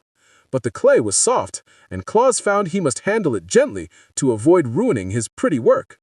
"Perhaps the rays of the sun will draw out the moisture and cause the clay to become hard," he thought. So he laid the image on a flat board and placed it in the glare of the sun. This done, he went to his bench and began painting the toy deer, and soon he became so interested in the work that he forgot all about the clay nymph. But next morning, happening to notice it as it lay on the board, he found the sun had baked it to the hardness of stone, and it was strong enough to be safely handled. Claus now painted the nymph with great care in the likeness of Necile, giving it deep blue eyes, white teeth, rosy lips, and ruddy brown hair. The gown he colored oak leaf green, and when the paint was dry, Claus himself was charmed with the new toy. Of course, it was not nearly so lovely as the real Necile, but considering the material of which it was made, Claus thought it was very beautiful. When Bessie, riding upon her white palfrey, came to his dwelling next day, Claus presented her with the new toy. The little girl's eyes were brighter than ever as she examined the pretty image, and she loved it at once and held it close to her breast as a mother does to her child. "What is it called, Claus?" she asked. Now Claus knew that nymphs do not like to be spoken of by mortals, so he could not tell Bessie it was an image of Necile he had given her. But as it was a new toy, he searched his mind for a new name to call it by, and the first word he thought of he decided would do very well. "It is called a dolly, my dear," he said to Bessie.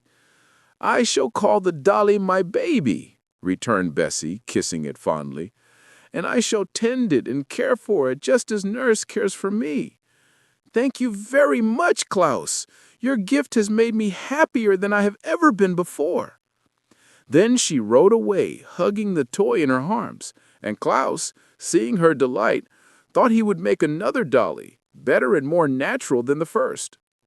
He brought more clay from the brook, and remembering that Bessie had called the dolly her baby, he resolved to form this one into a baby's image. That was no difficult task to the clever workman, and soon the baby dolly was lying on the board and placed in the sun to dry. Then, with the clay that was left, he began to make an image of Bessie Blithesome herself. This was not so easy, for he found he could not make the silken robe of the Lord's daughter out of the common clay. So he called the fairies to his aid and asked them to bring him colored silks with which to make a real dress for the clay image. The fairies set off at once on their errand, and before nightfall they returned with a generous supply of silks and laces and golden threads. Klaus now became impatient to complete his new dolly, and instead of waiting for the next day's sun, he placed the clay image upon his hearth and covered it over with glowing coals. By morning, when he drew the dolly from the ashes, it had baked as hard as if it had lain a full day in the hot sun. Now our Klaus became a dressmaker as well as a toy maker. He cut the lavender silk and neatly sewed it into a beautiful gown that just fitted the new dolly. And he put a lace collar around its neck and pink silk shoes on its feet. The natural color of baked clay is a light gray, but Klaus painted the face to resemble the color of flesh, and he gave the dolly Bessie's brown eyes and golden hair and rosy cheeks. It was really a beautiful thing to look upon, and sure to bring joy to some childish heart. While Klaus was admiring it, he heard a knock at his door, and little Mary entered. Her face was sad and her eyes red with continued weeping. "Why, what has grieved you, my dear?" asked Klaus, taking the child in his arms. I've broke my tat," sobbed Mary. "How?" he inquired, his eyes twinkling. I dropped him and broke off him's tail, and then I dropped him and broke off him's ear, and now him's all spoiled."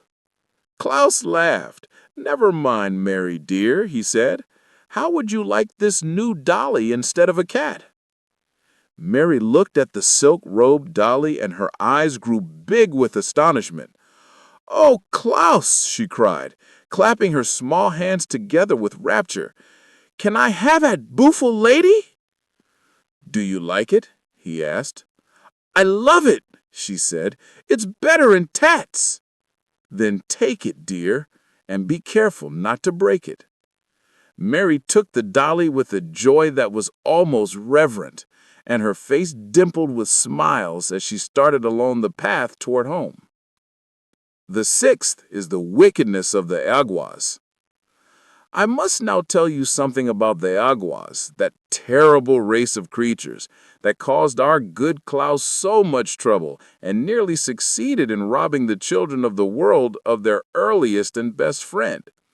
I do not like to mention the Awgwas, but they are a part of this history and cannot be ignored. They were neither mortals nor immortals, but stood midway between those classes of beings.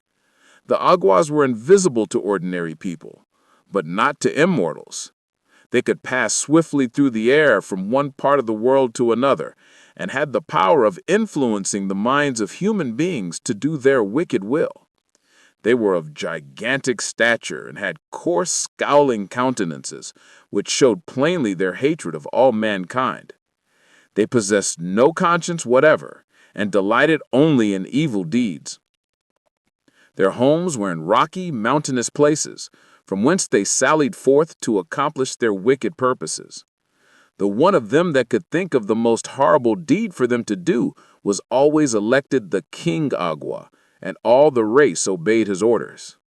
Sometimes these creatures lived to become 100 years old, but usually they fought so fiercely among themselves that many were destroyed in combat, and when they died, that was the end of them. Mortals were powerless to harm them, and the immortals shuddered when the Awgwas were mentioned and always avoided them.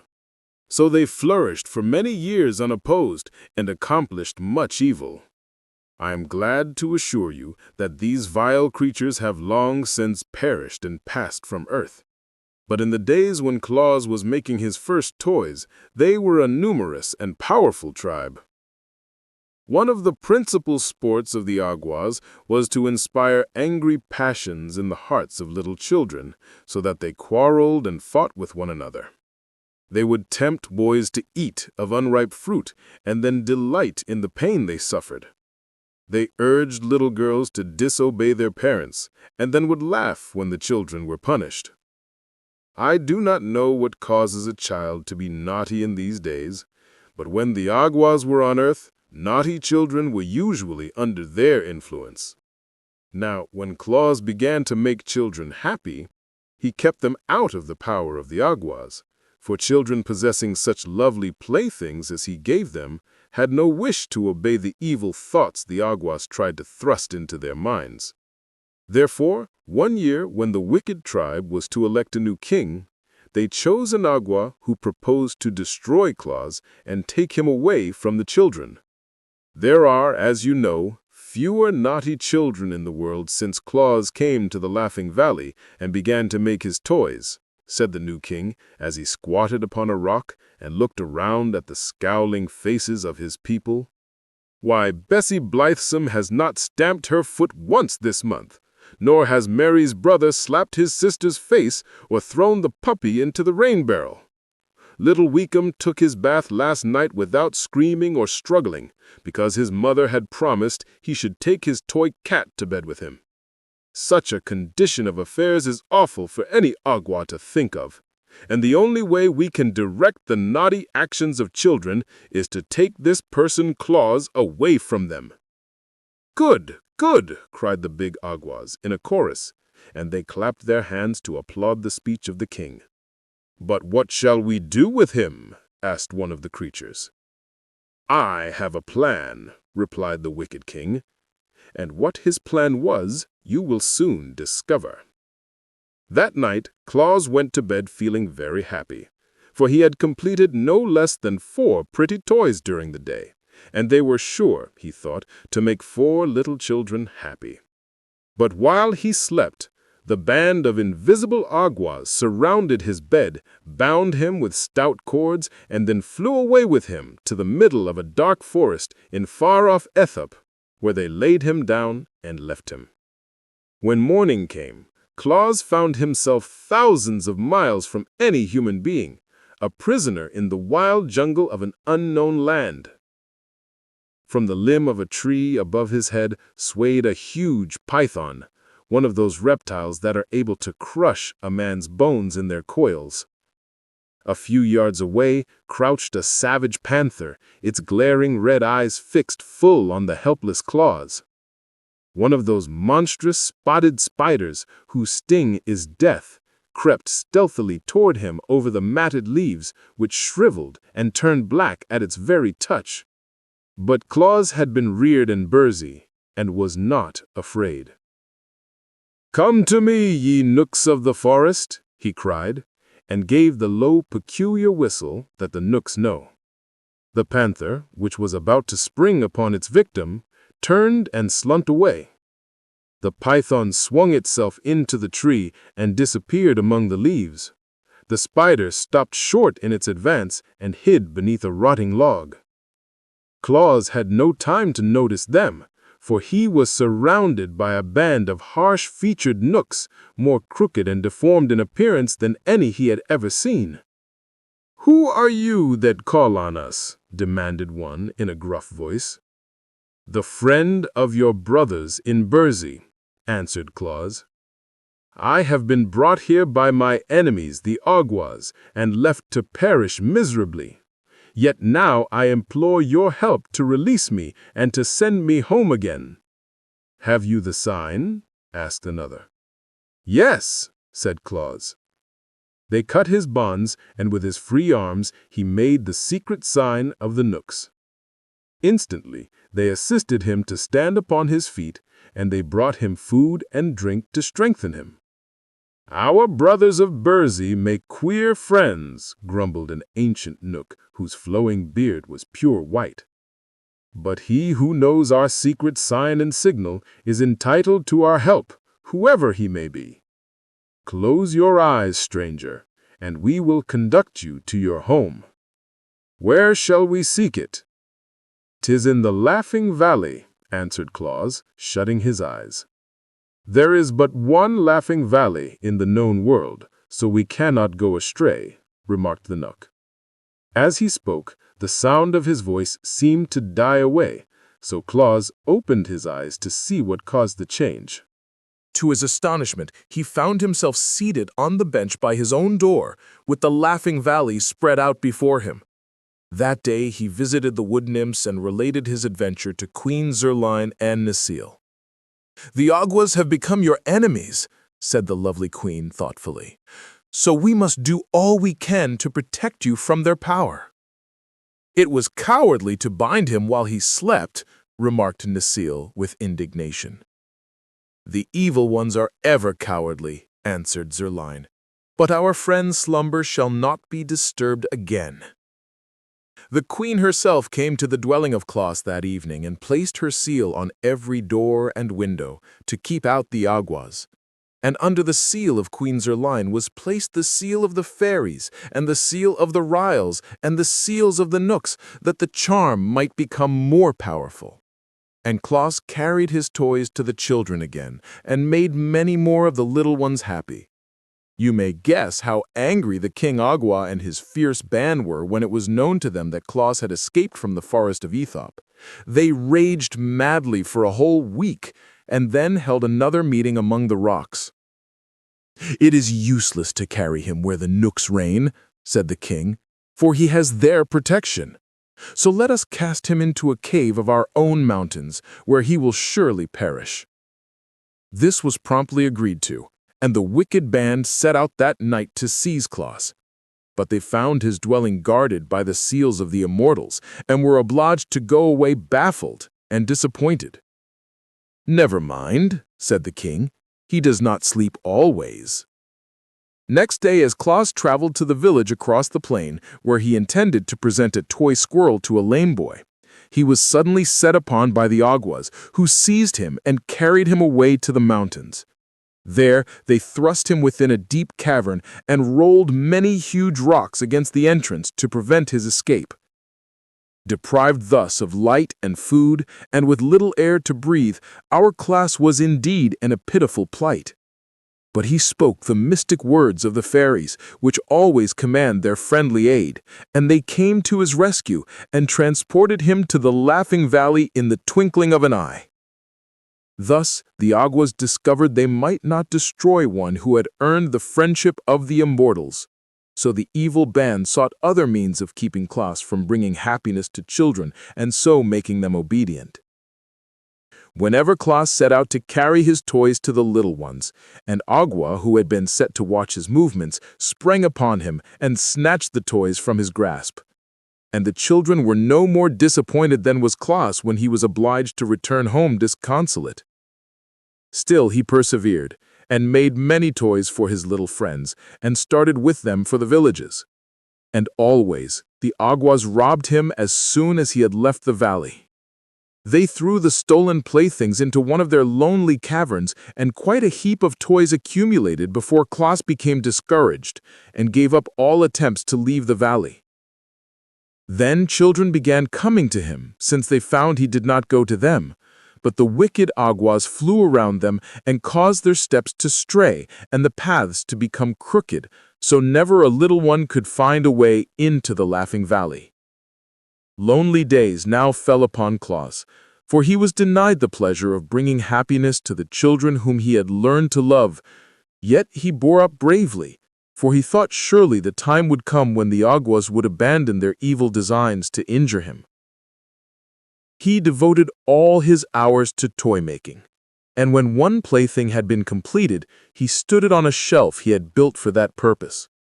When the shelf became filled with rows of toys, he made another one and filled that also, so that in time he had many shelves filled with gay and beautiful toys representing horses, dogs, cats, elephants, lambs, rabbits, and deer, as well as pretty dolls of all sizes, and balls and marbles of baked clay painted in gay colors. Often, As he glanced at this array of childish treasures, the heart of good old Claus became sad.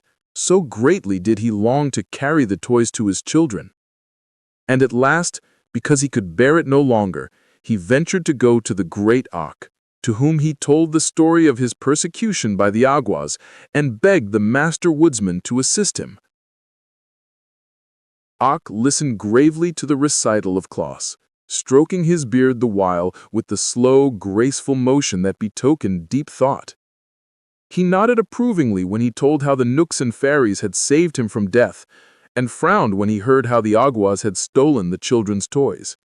At last he said, "From the beginning I have approved the work you are doing among the children of men, and it annoys me that your good deeds should be thwarted by the Awgwas.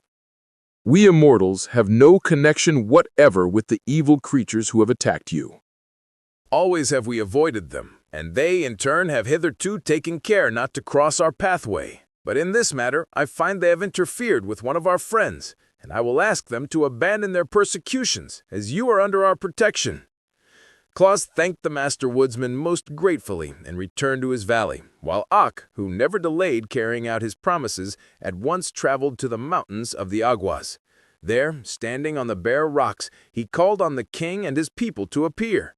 Instantly, the place was filled with throngs of the scowling Awgwas, and their king, perching himself on a point of rock, demanded fiercely, "Who dares call on us?" "It is I, the master woodsman of the world," responded Awk. "Here are no forests for you to claim," cried the king, angrily. "We owe no allegiance to you nor to any immortal." "That is true," replied Awk calmly. "Yet you have ventured to interfere with the actions of Claus, who dwells in the Laughing Valley and is under our protection." Many of the Awgwas began muttering at this speech, and their king turned threateningly on the master woodsman. "You are set to rule the forests, but the plains and the valleys are ours," he shouted. "Keep to your own dark woods. We will do as we please with Claus." "You shall not harm our friend in any way," replied Awk. "Shall we not?" asked the king, impudently. "You will see. Our powers are vastly superior to those of mortals, and fully as great as those of immortals." "It is your conceit that misleads you," said Awk sternly. "You're a transient race, passing from life into nothingness. We who live forever pity but despise you. On earth you are scorned by all, and in heaven you have no place. Even the mortals, after their earth life, enter another existence for all time, and so are your superiors. How then dare you, who are neither mortal nor immortal, refuse to obey my wish?" The Awgwas sprang to their feet with menacing gestures, but their king motioned them back. "Never before," he cried to Awk, while his voice trembled with rage, "has an immortal declared himself the master of the Awgwas.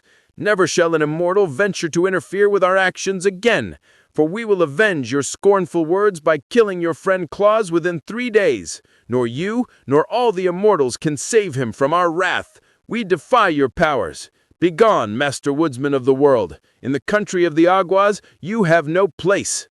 "It is war," declared Awk with flashing eyes. "It is war," returned the king savagely. "In 3 days your friend will be dead."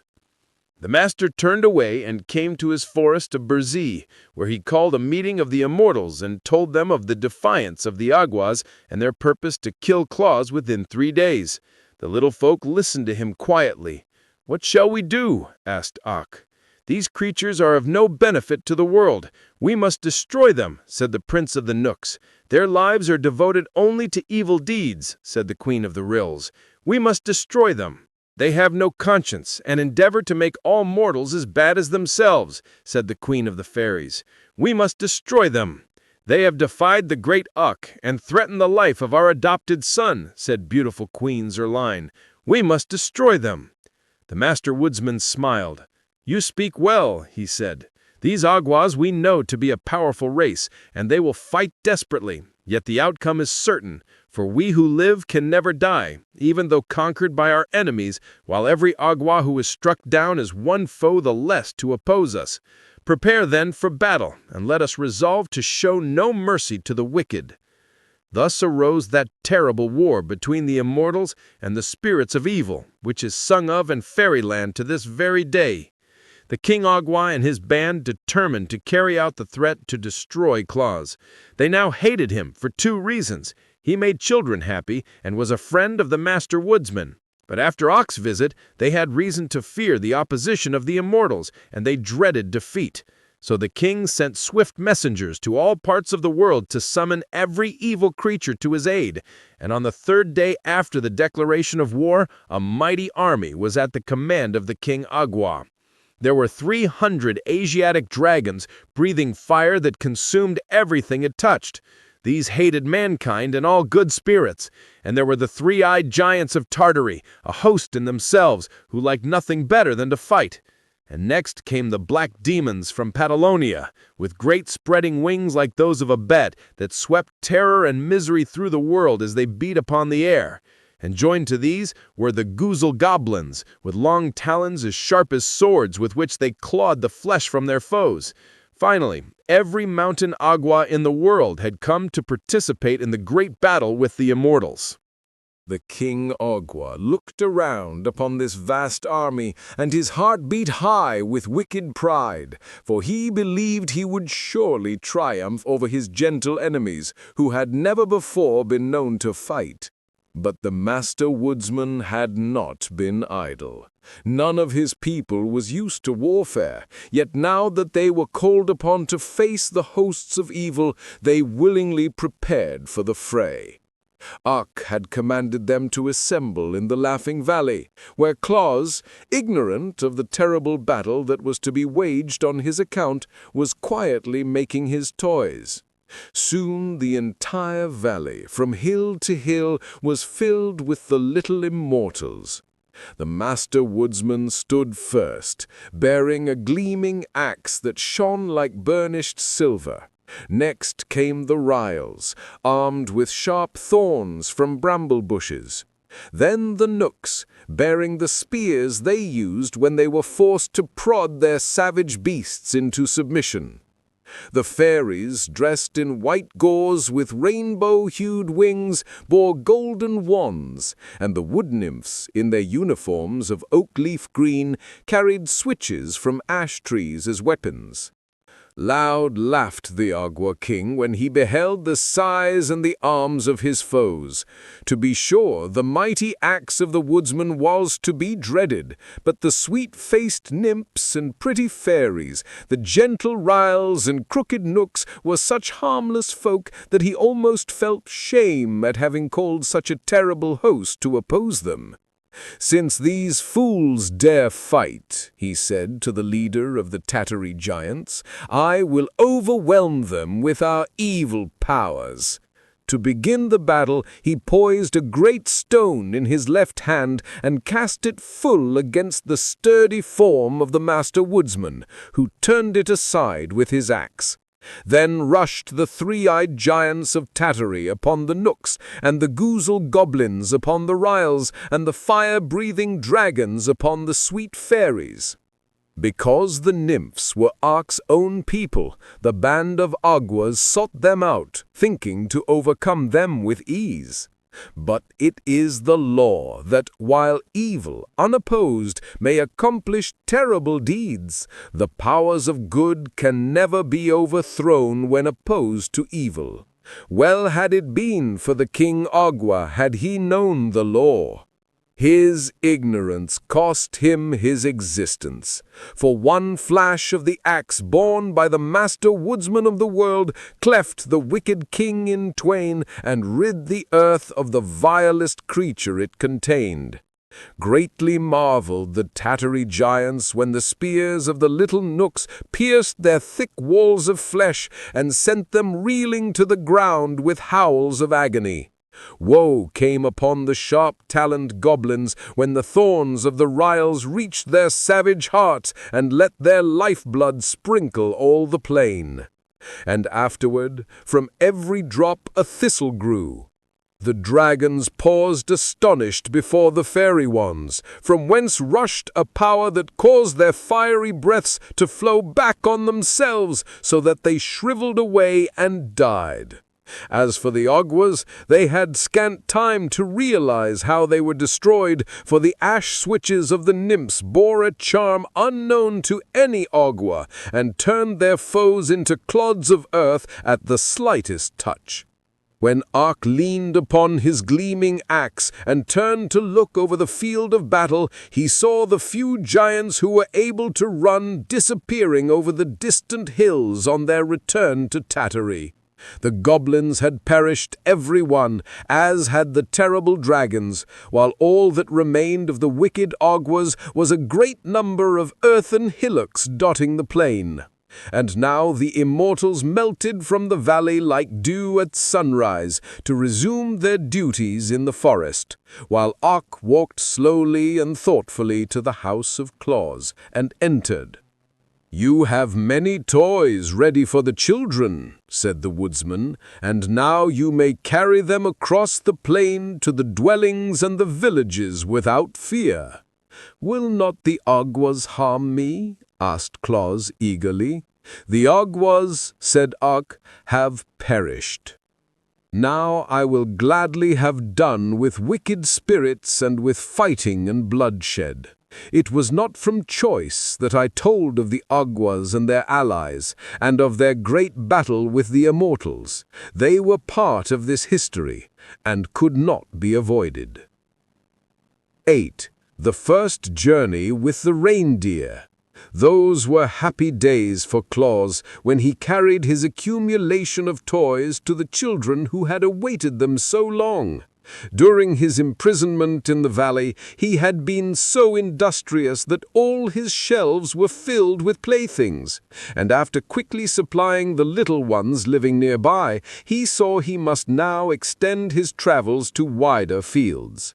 Remembering the time when he had journeyed with Ak through all the world, he knew children were everywhere, and he longed to make as many as possible happy with his gifts. So he loaded a great sack with all kinds of toys, slung it upon his back that he might carry it more easily, and started off on a longer trip than he had yet undertaken. At each village the children swarmed about him, following his footsteps wherever he went. And the women thanked him gratefully for the joy he brought their little ones, and the men looked upon him curiously that he should devote his time to such a queer occupation as toy-making. But everyone smiled on him and gave him kindly words, and Claus felt amply repaid for his long journey. When the sack was empty, he went back again to the Laughing Valley and once more filled it to the brim. This time he followed another road into a different part of the country and carried happiness to many children who never before had owned a toy or guessed that such a delightful plaything existed. After a third journey, so far away that Claus was many days walking the distance, the store of toys became exhausted, and without delay he set about making a fresh supply. From seeing so many children and studying their tastes, he had acquired several new ideas about toys. The dollies were, he had found, the most delightful of all playthings for babies and little girls, and often those who could not say dolly would call for a doll in their sweet baby talk. So Claus resolved to make many dolls of all sizes and to dress them in bright-colored clothing. The older boys, and even some of the girls, loved the images of animals, so he still made cats and elephants and horses, and many of the little fellows had musical natures and longed for drums and cymbals and whistles and horns. So he made a number of toy drums with tiny sticks to beat them with, and he made whistles from the willow trees and horns from the bog reeds and cymbals from bits of beaten metal. All this kept him busily at work, and before he realized it, the winter season came, with deeper snows than usual, and he knew he could not leave the valley with his heavy pack. Moreover, the next trip would take him farther from home than ever before, and Jack Frost was mischievous enough to nip his nose and ears if he undertook the long journey while the Frost King reigned. The Frost King was Jack's father, and never reproved him for his pranks. So Claus remained at his workbench. but he whistled and sang as merrily as ever, for he would allow no disappointment to sour his temper or make him unhappy. One bright morning he looked from his window and saw two of the deer he had known in the forest walking toward his house. Claus was surprised, not that the friendly deer should visit him, but that they walked on the surface of the snow as easily as if it were solid ground, notwithstanding the fact that throughout the valley the snow lay many feet deep. He had walked out of his house a day or two before and had sunk to his armpits in a drift. So when the deer came near, he opened the door and called to them. "Good morning, Flossie. Tell me how you were able to walk on the snow so easily." "It is frozen hard," answered Flossie.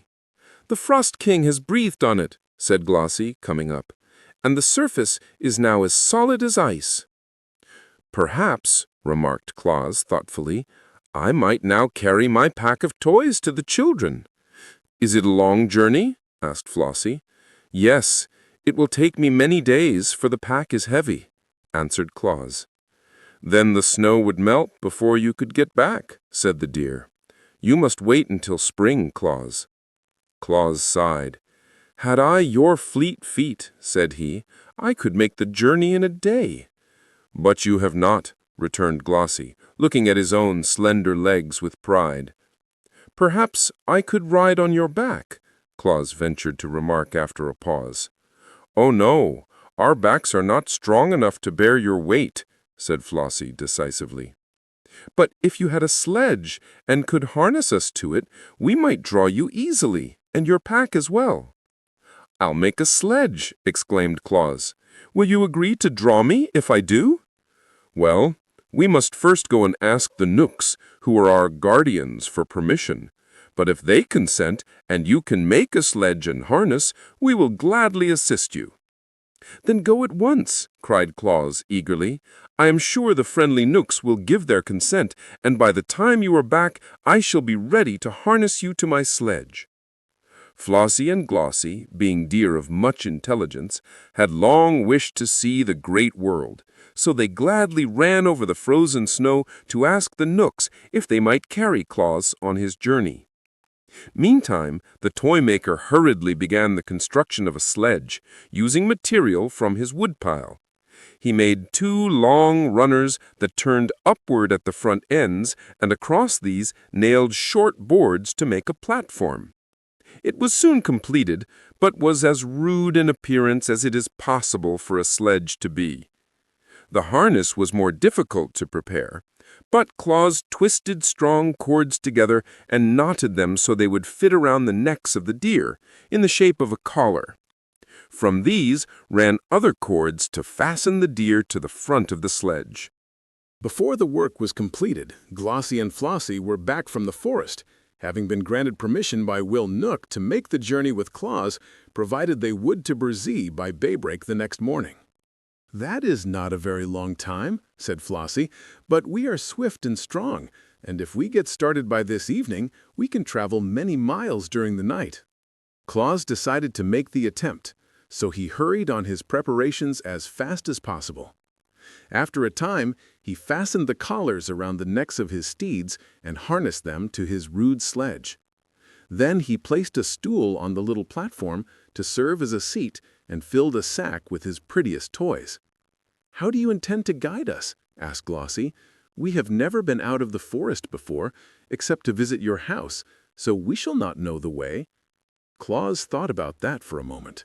Then he brought more cords and fastened 2 of them to the spreading antlers of each deer, one on the right and the other on the left. "Those will be my reins," said Claus, "and when I pull them to the right or to the left, you must go in that direction. If I do not pull the reins at all, you may go straight ahead." "Very well," answered Glossie and Flossie. And then they asked, "Are you ready?" Claus seated himself upon the stool, placed the sack of toys at his feet, and then gathered up the reins. "All ready!" he shouted. "Away we go!" The deer leaned forward, lifted their slender limbs, and the next moment away flew the sledge over the frozen snow. The swiftness of the motion surprised Claus, for in a few strides they were across the valley and gliding over the broad plain beyond. The day had melted into evening by the time they started, for swiftly as Claus had worked, many hours had been consumed in making his preparations. But the moon shone brightly to light their way, and Claus soon decided it was just as pleasant to travel by night as by day. The deer liked it better, for although they wished to see something of the world, they were timid about meeting men, and now all the dwellers in the towns and farmhouses were sound asleep and could not see them. Away and away they sped, on and on over the hills and through the valleys and across the plains until they reached a village where Claus had never been before. Here he called them to stop, and they immediately obeyed. But a new difficulty now presented itself, for the people had locked their doors when they went to bed, and Claus found he could not enter the houses to leave his toys. "I'm afraid, my friends, we have made our journey for nothing," he said, "for I shall be obliged to carry my playthings back home again without giving them to the children of this village." "What's the matter?" asked Flossie. "The doors are locked," answered Claus, "and I cannot get in." Glossie looked around at the houses. The snow was quite deep in that village, and just before them was a roof only a few feet above the sledge. A broad chimney, which seemed, to Glossie, big enough to admit Claus, was at the peak of the roof. "Why don't you climb down that chimney?" asked Glossie. Claus looked at it. "That would be easy enough if I were on top of the roof," he answered. "Then hold fast and we will take you there," said the deer, and they gave one bound to the roof and landed beside the big chimney. "Good!" cried Claus, well pleased, and he slung the pack of toys over his shoulder and got into the chimney. There was plenty of soot on the bricks, but he did not mind that, and by placing his hands and knees against the sides, he crept downward until he had reached the fireplace. Leaping lightly over the smoldering coals, he found himself in a large sitting room where a dim light was burning. From this room, two doorways led to smaller chambers. In one, a woman lay asleep, with a baby beside her in a crib. Claus laughed, but he did not laugh aloud for fear of waking the baby. Then he slipped a big doll from his pack and laid it in the crib. The little one smiled as if it dreamed of the pretty plaything it was to find on the morrow, and Claus crept softly from the room and entered at the other doorway. Here were two boys, fast asleep, with their arms around each other's neck. Claus gazed at them lovingly a moment, and then placed upon the bed a drum, two horns, and a wooden elephant. He did not linger, now that his work in this house was done, and climbed the chimney again and seated himself on his sledge. "Can you find another chimney?" asked the reindeer. "Easily enough," replied Glossie and Flossie. Down to the edge of the roof they raced, and then, without pausing, leaped through the air to the top of the next building, where a huge old-fashioned chimney stood. "Don't be so long this time," called Flossie, "or we shall never get back to the forest by daybreak." Claus made a trip down this chimney also, and found 5 children sleeping in the house, all of whom were quickly supplied with toys. When he returned, the deer sprang to the next roof, but on descending the chimney, Claus found no children there at all. That was not often the case in this village, however, so he lost less time than you might suppose in visiting the dreary homes where there were no little ones. When he had climbed down the chimneys of all the houses in that village and had left a toy for every sleeping child, Claus found that his great sack was not yet half emptied. "Onward, friends!" he called to the deer. "We must seek another village!" So away they dashed, although it was long past midnight, and in a surprisingly short time they came to a large city, the largest Claus had ever visited since he began to make toys. But nothing daunted by the throng of houses, he set to work at once, and his beautiful steeds carried him rapidly from one roof to another, only the highest being beyond the leaps of the agile deer. At last, the supply of toys was exhausted, and Claus seated himself in the sledge with the empty sack at his feet and turned the heads of Glossie and Flossie toward home.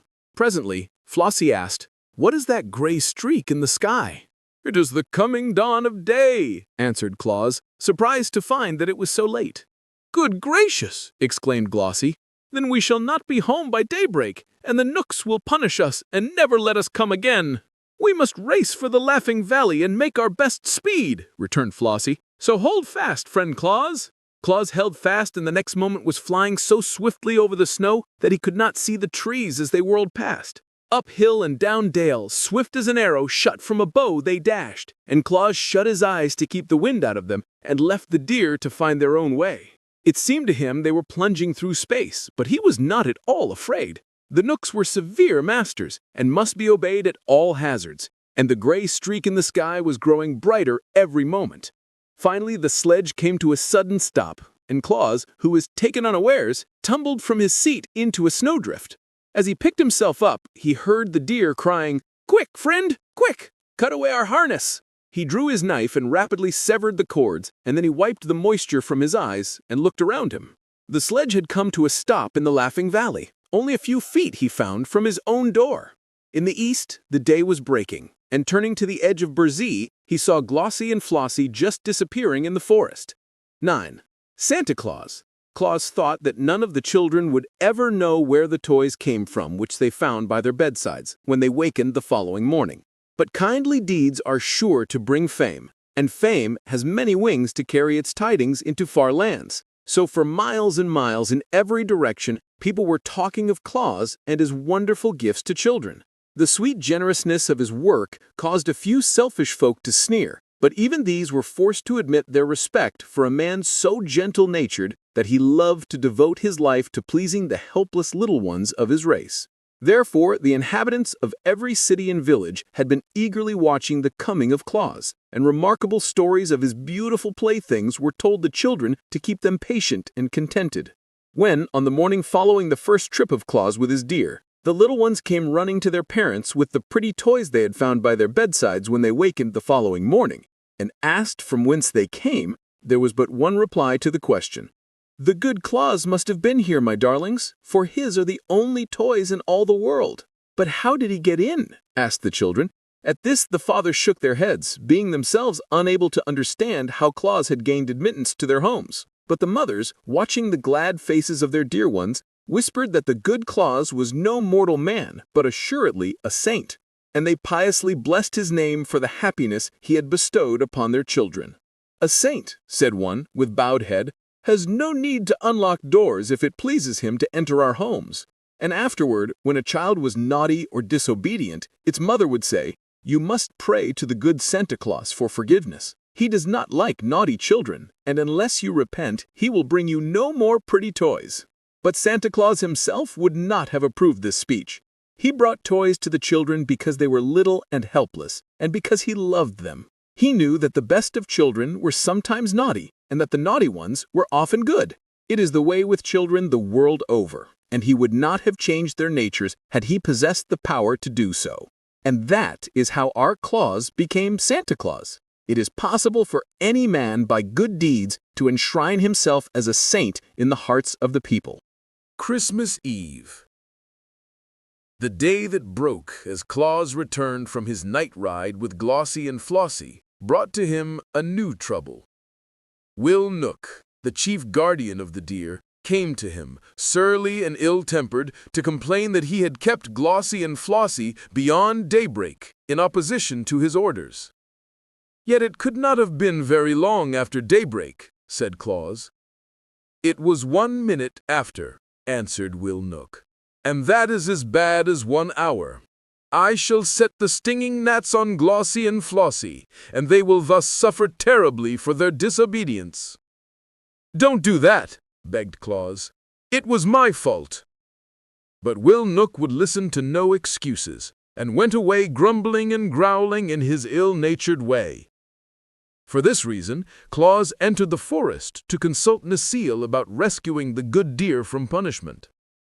To his delight, he found his old friend, the master woodsman, seated in the circle of nymphs. Ak listened to the story of the night journey to the children and of the great assistance the deer had been to Claus by drawing his sledge over the frozen snow. "I do not wish my friends to be punished if I can save them," said the toy maker when he had finished the relation. They were only 1 minute late, and they ran swifter than a bird flies to get home before daybreak. Awk stroked his beard thoughtfully a moment, and then sent for the prince of the Knooks, who rules all his people in Burzee, and also for the queen of the fairies and the prince of the ryls. When all had assembled, Claus told his story again, at Awk's command, and then the master addressed the prince of the Knooks, saying, "The good work that Claus is doing among mankind deserves the support of every honest immortal.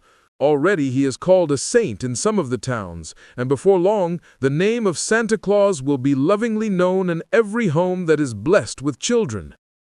Moreover, he is a son of our forest, so we owe him our encouragement. You, ruler of the Knooks, have known him these many years. Am I not right in saying he deserves our friendship?" The prince, crooked and sour of visage as all Knooks are, looked only upon the dead leaves at his feet, and muttered, "You are the master woodsman of the world." Awk smiled, but continued in soft tones, "It seems that the deer which are guarded by your people can be of great assistance to Claus, and as they seem willing to draw his sledge, I beg that you will permit him to use their services whenever he pleases." The prince did not reply, but tapped the curled point of his sandal with the tip of his spear, as if in thought. Then the fairy queen spoke to him in this way, "If you consent to Awk's request, I will see that no harm comes to your deer while they are away from the forest." And the prince of the ryls added, "For my part, I will allow to every deer that assists Claus the privilege of eating my casa plants, which give strength, and my growl plants, which give fleetness of foot, and my marbon plants, which give long life." And the queen of the nymphs said, "The deer which draw the sledge of Claus will be permitted to bathe in the forest pool of Nars, which will give them sleek coats and wonderful beauty." The prince of the Knooks, hearing these promises, shifted uneasily on his seat, for in his heart he hated to refuse a request of his fellow immortals, although they were asking an unusual favor at his hands, and the Knooks are unaccustomed to granting favors of any kind. Finally, he turned to his servants and said, "Call Will Knook." When surly Will came and heard the demands of the immortals, he protested loudly against granting them. "Deer are deer, and nothing but deer. Were they horses, it would be right to harness them like horses. But no one harnesses deer because they are free, wild creatures, owing no service of any sort to mankind. It would degrade my deer to labor for Claus, who is only a man in spite of the friendship lavished on him by the immortals." "You have heard," said the prince to Awk. "There is truth in what Will says." "Call Glossy and Flossy," returned the master. The deer were brought to the conference, and Awk asked them if they objected to drawing the sledge for Claus. "No, indeed," replied Glossy. "We enjoyed the trip very much. And we tried to get home by daybreak, but were unfortunately a minute too late." "A minute lost at daybreak doesn't matter. You are forgiven for that delay." "Provided it does not happen again," said the prince of the Knooks sternly. "And will you permit them to make another journey with me?" asked Claus eagerly. The prince reflected while he gazed at Will, who was scowling, and at the master woodsman, who was smiling. Then he stood up and addressed the company as follows. "Since you all urge me to grant the favor, I will permit the deer to go with Claus once every year, on Christmas Eve, provided they always return to the forest by daybreak. He may select any number he pleases, up to 10, to draw his sledge, and those shall be known among us as reindeer, to distinguish them from the others. And they shall bathe in the pool of Neris, and eat the casa and grawl and marbon plants, and shall be under the especial protection of the fairy queen. And now cease scowling, Will Knook, for my words shall be obeyed." He hobbled quickly away through the trees to avoid the thanks of Claus and the approval of the other immortals. And Will, looking as cross as ever, followed him. But Awk was satisfied, knowing that he could rely on the promise of the prince, however grudgingly given, and Glossie and Flossie ran home, kicking up their heels delightedly at every step. "When is Christmas Eve?" Claus asked the master. "In about 10 days," he replied. "Then I cannot use the deer this year," said Claus thoughtfully, "for I shall not have time enough to make my sack full of toys." "The shrewd prince foresaw that," responded Awk, "and therefore named Christmas Eve as the day you might use the deer, knowing it would cause you to lose an entire year." "If I only had the toys the Awgwas stole from me," said Claus sadly, "I could easily fill my sack for the children." "Where are they?" asked the master. "I do not know," replied Claus, "but the wicked Awgwas probably hid them in the mountains." Awk turned to the fairy queen. "Can you find them?" he asked. "I will try," she replied brightly. Then Claus went back to the Laughing Valley to work as hard as he could, and a band of fairies immediately flew to the mountain that had been haunted by the Awgwas and began a search for the stolen toys. The fairies, as we well know, possess wonderful powers. But the cunning Awgwas had hidden the toys in a deep cave and covered the opening with rocks so no one could look in.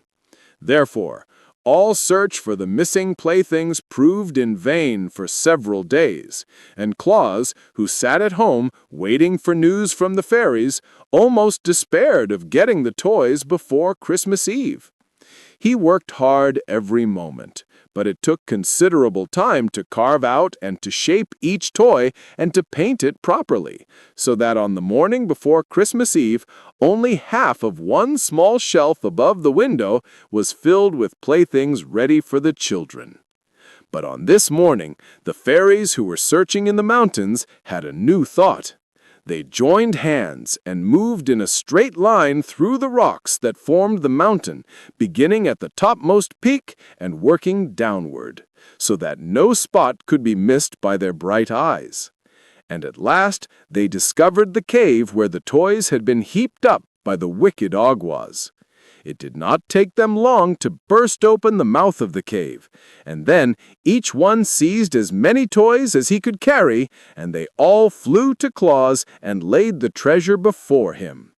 The good man was rejoiced to receive, just in the nick of time, such a store of playthings with which to load his sledge, and he sent word to Glossie and Flossie to be ready for the journey at nightfall. With all his other labors, he had managed to find time, since the last trip, to repair the harness and to strengthen his sledge, so that when the deer came to him at twilight, he had no difficulty in harnessing them. "We must go in another direction tonight, where we shall find children I have never yet visited. And we must travel fast and work quickly, for my sack is full of toys and running over the brim." So just as the moon arose, they dashed out of the Laughing Valley and across the plain and over the hills to the south. The air was sharp and frosty, and the starlight touched the snowflakes and made them glitter like countless diamonds. The reindeer leapt onward with strong, steady bounds, and Claus's heart was so light and merry that he laughed and sang while the wind whistled past his ears. With a ho, ho, ho, and a ha, ha, ha, and a ho, ho, ha, ha, he, now away we go o'er the frozen snow, as merry as we can be. Jack Frost heard him and came racing up with his nippers, but when he saw it was Claus, he laughed and turned away again. The mother owls heard him as he passed near a wood, and stuck their heads out of the hollow places in the tree trunks. But when they saw who it was, they whispered to the owlets nestling near them that it was only Santa Claus carrying toys to the children. It is strange how much those mother owls know. Claus stopped at some of the scattered farmhouses and climbed down the chimneys to leave presents for the babies. Soon after, he reached a village and worked merrily for an hour distributing playthings among the sleeping little ones. Then away again he went, signing his joyous carol. Now away we go o'er the gleaming snow, while the deer run swift and free. For to girls and boys we carry the toys that will fill their hearts with glee. The deer liked the sound of his deep bass voice and kept time to the song with their hoofbeats on the hard snow. But soon they stopped at another chimney, and Santa Claus, with sparkling eyes and face brushed red by the wind, climbed down its smoky sides and left a present for every child the house contained. It was a merry, happy night. Swiftly the deer ran, and busily their driver worked to scatter his gifts among the sleeping children. But the sack was empty at last, and the sledge headed homeward. And now again the race with daybreak began. Glossie and Flossie had no mind to be rebuked a second time for tardiness, so they fled with a swiftness that enabled them to pass the gale on which the Frost King rode, and soon brought them to the Laughing Valley. It is true, when Claus released his steeds from their harness, the eastern sky was streaked with gray, but Glossie and Flossie were deep in the forest before day fairly broke. Claus was so wearied with his night's work that he threw himself upon his bed and fell into a deep slumber. And while he slept, the Christmas sun appeared in the sky and shone upon hundreds of happy homes, where the sound of childish laughter proclaimed that Santa Claus had made them a visit. God bless him. It was his first Christmas Eve, and for hundreds of years since then he has nobly fulfilled his mission to bring happiness to the hearts of little children. 11. How the first stockings were hung by the chimneys. When you remember that no child until Santa Claus began his travels had ever known the pleasure of possessing a toy, you will understand how joy crept into the homes of those who had been favored with a visit from the good man, and how they talked of him day by day in loving tones and were honestly grateful for his kindly deeds. It is true that great warriors and mighty kings and clever scholars of that day were often spoken of by the people, but none of them was so greatly beloved as Santa Claus, because none other was so unselfish as to devote himself to making others happy. For a generous deed lives longer than a great battle or a king's decree or a scholar's essay, because it spreads and leaves its mark on all nature and endures through many generations. The bargain made with the Nook Prince changed the plans of Claus for all future time, for, being able to use the reindeer on but one night of each year, he decided to devote all the other days to the manufacture of playthings, and on Christmas Eve to carry them to the children of the world.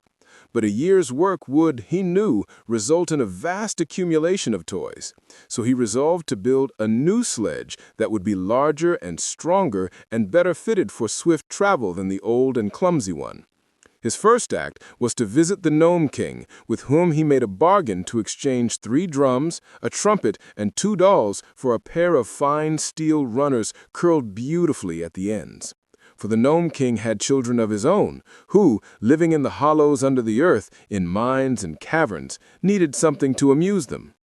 In 3 days the steel runners were ready, and when Claus brought the playthings to the Gnome King, His Majesty was so greatly pleased with them that he presented Claus with a string of sweet-toned sleigh bells in addition to the runners. "These will please Glossie and Flossie," said Claus, as he jingled the bells and listened to their merry sound.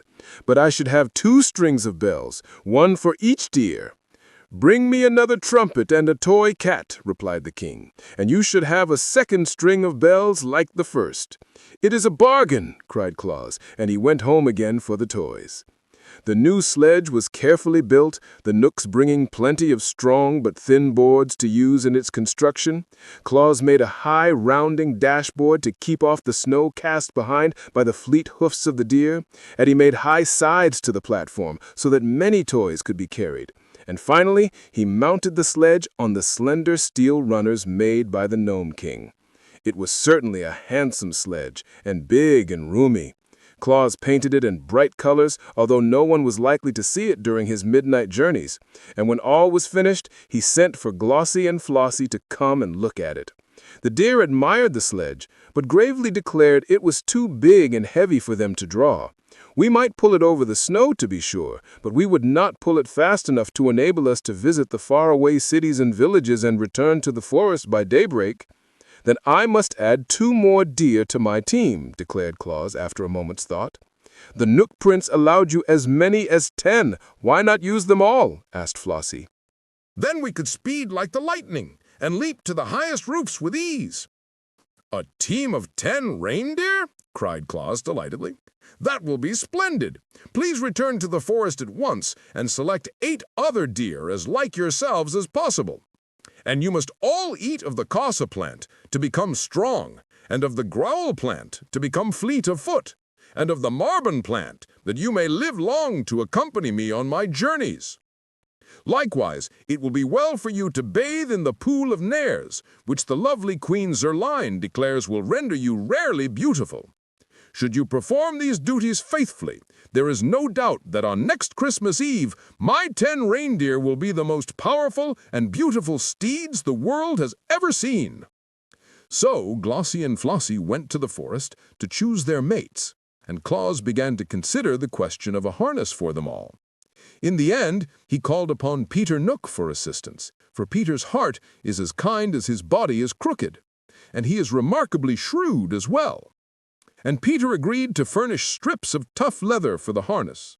This leather was cut from the skins of lions that had reached such an advanced age that they died naturally, and on one side was tawny hair, while the other side was cured to the softness of velvet by the deft knooks. When Claus received these strips of leather, he sewed them neatly into a harness for the 10 reindeer, and it proved strong and serviceable and lasted him for many years. The harness and sledge were prepared at odd times, for Claus devoted most of his days to the making of toys.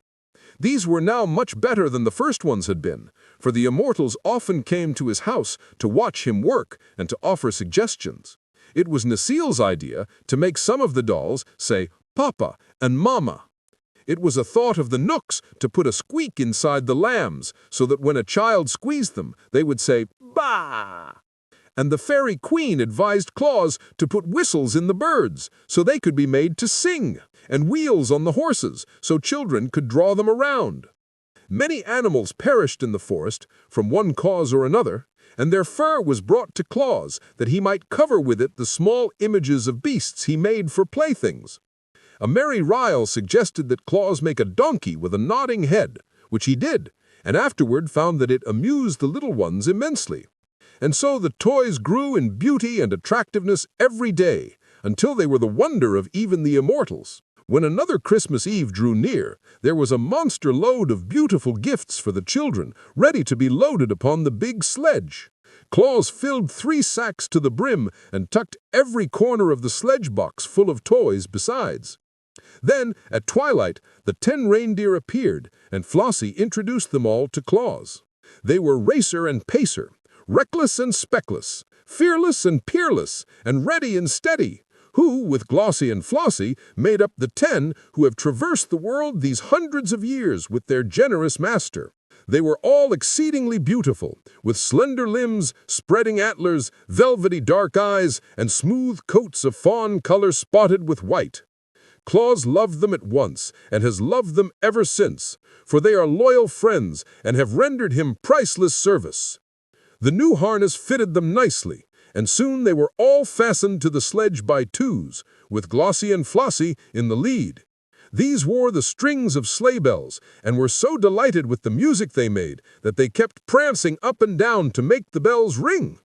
Claus now seated himself in the sledge, drew a warm robe over his knees and his fur cap over his ears, and cracked his long whip as a signal to start. Instantly, the 10 leapt forward and were away like the wind, while Jolly Claus laughed gleefully to see them run and shouted a song in his big, hearty voice. With a ho-ho-ho, and a ha-ha-ha, and a ho-ho, ha-ha-hee! Now away we go, o'er the frozen snow, as merry as we can be.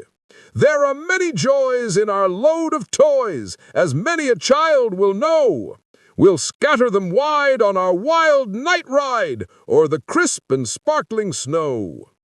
Now, it was on this same Christmas Eve that little Margot and her brother Dick and her cousins, Ned and Sarah, who were visiting at Margot's house, came in from making a snowman with their clothes damp, their mittens dripping, and their shoes and stockings wet through and through.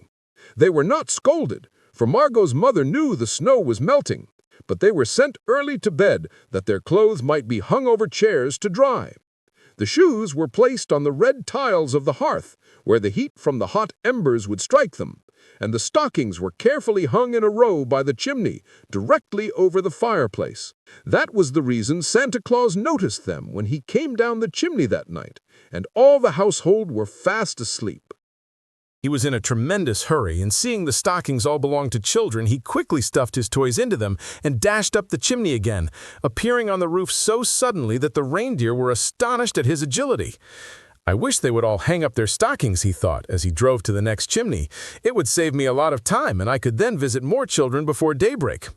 When Margot and Dick and Ned and Sarah jumped out of bed next morning and ran downstairs to get their stockings from the fireplace, they were filled with delight to find the toys from Santa Claus inside them. In fact, I think they found more presents in their stockings than any other children of that city had received, for Santa Claus was in a hurry and did not stop to count the toys. Of course, they told all their little friends about it, and of course, every one of them decided to hang his own stockings by the fireplace the next Christmas Eve. Even Bessie Blithesome, who made a visit to that city with her father, the great Lord of Lurd, heard the story from the children and hung her own pretty stockings by the chimney when she returned home at Christmas time.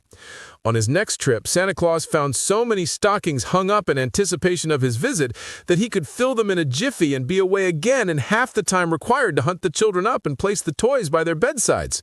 The custom grew year after year and has always been a great help to Santa Claus.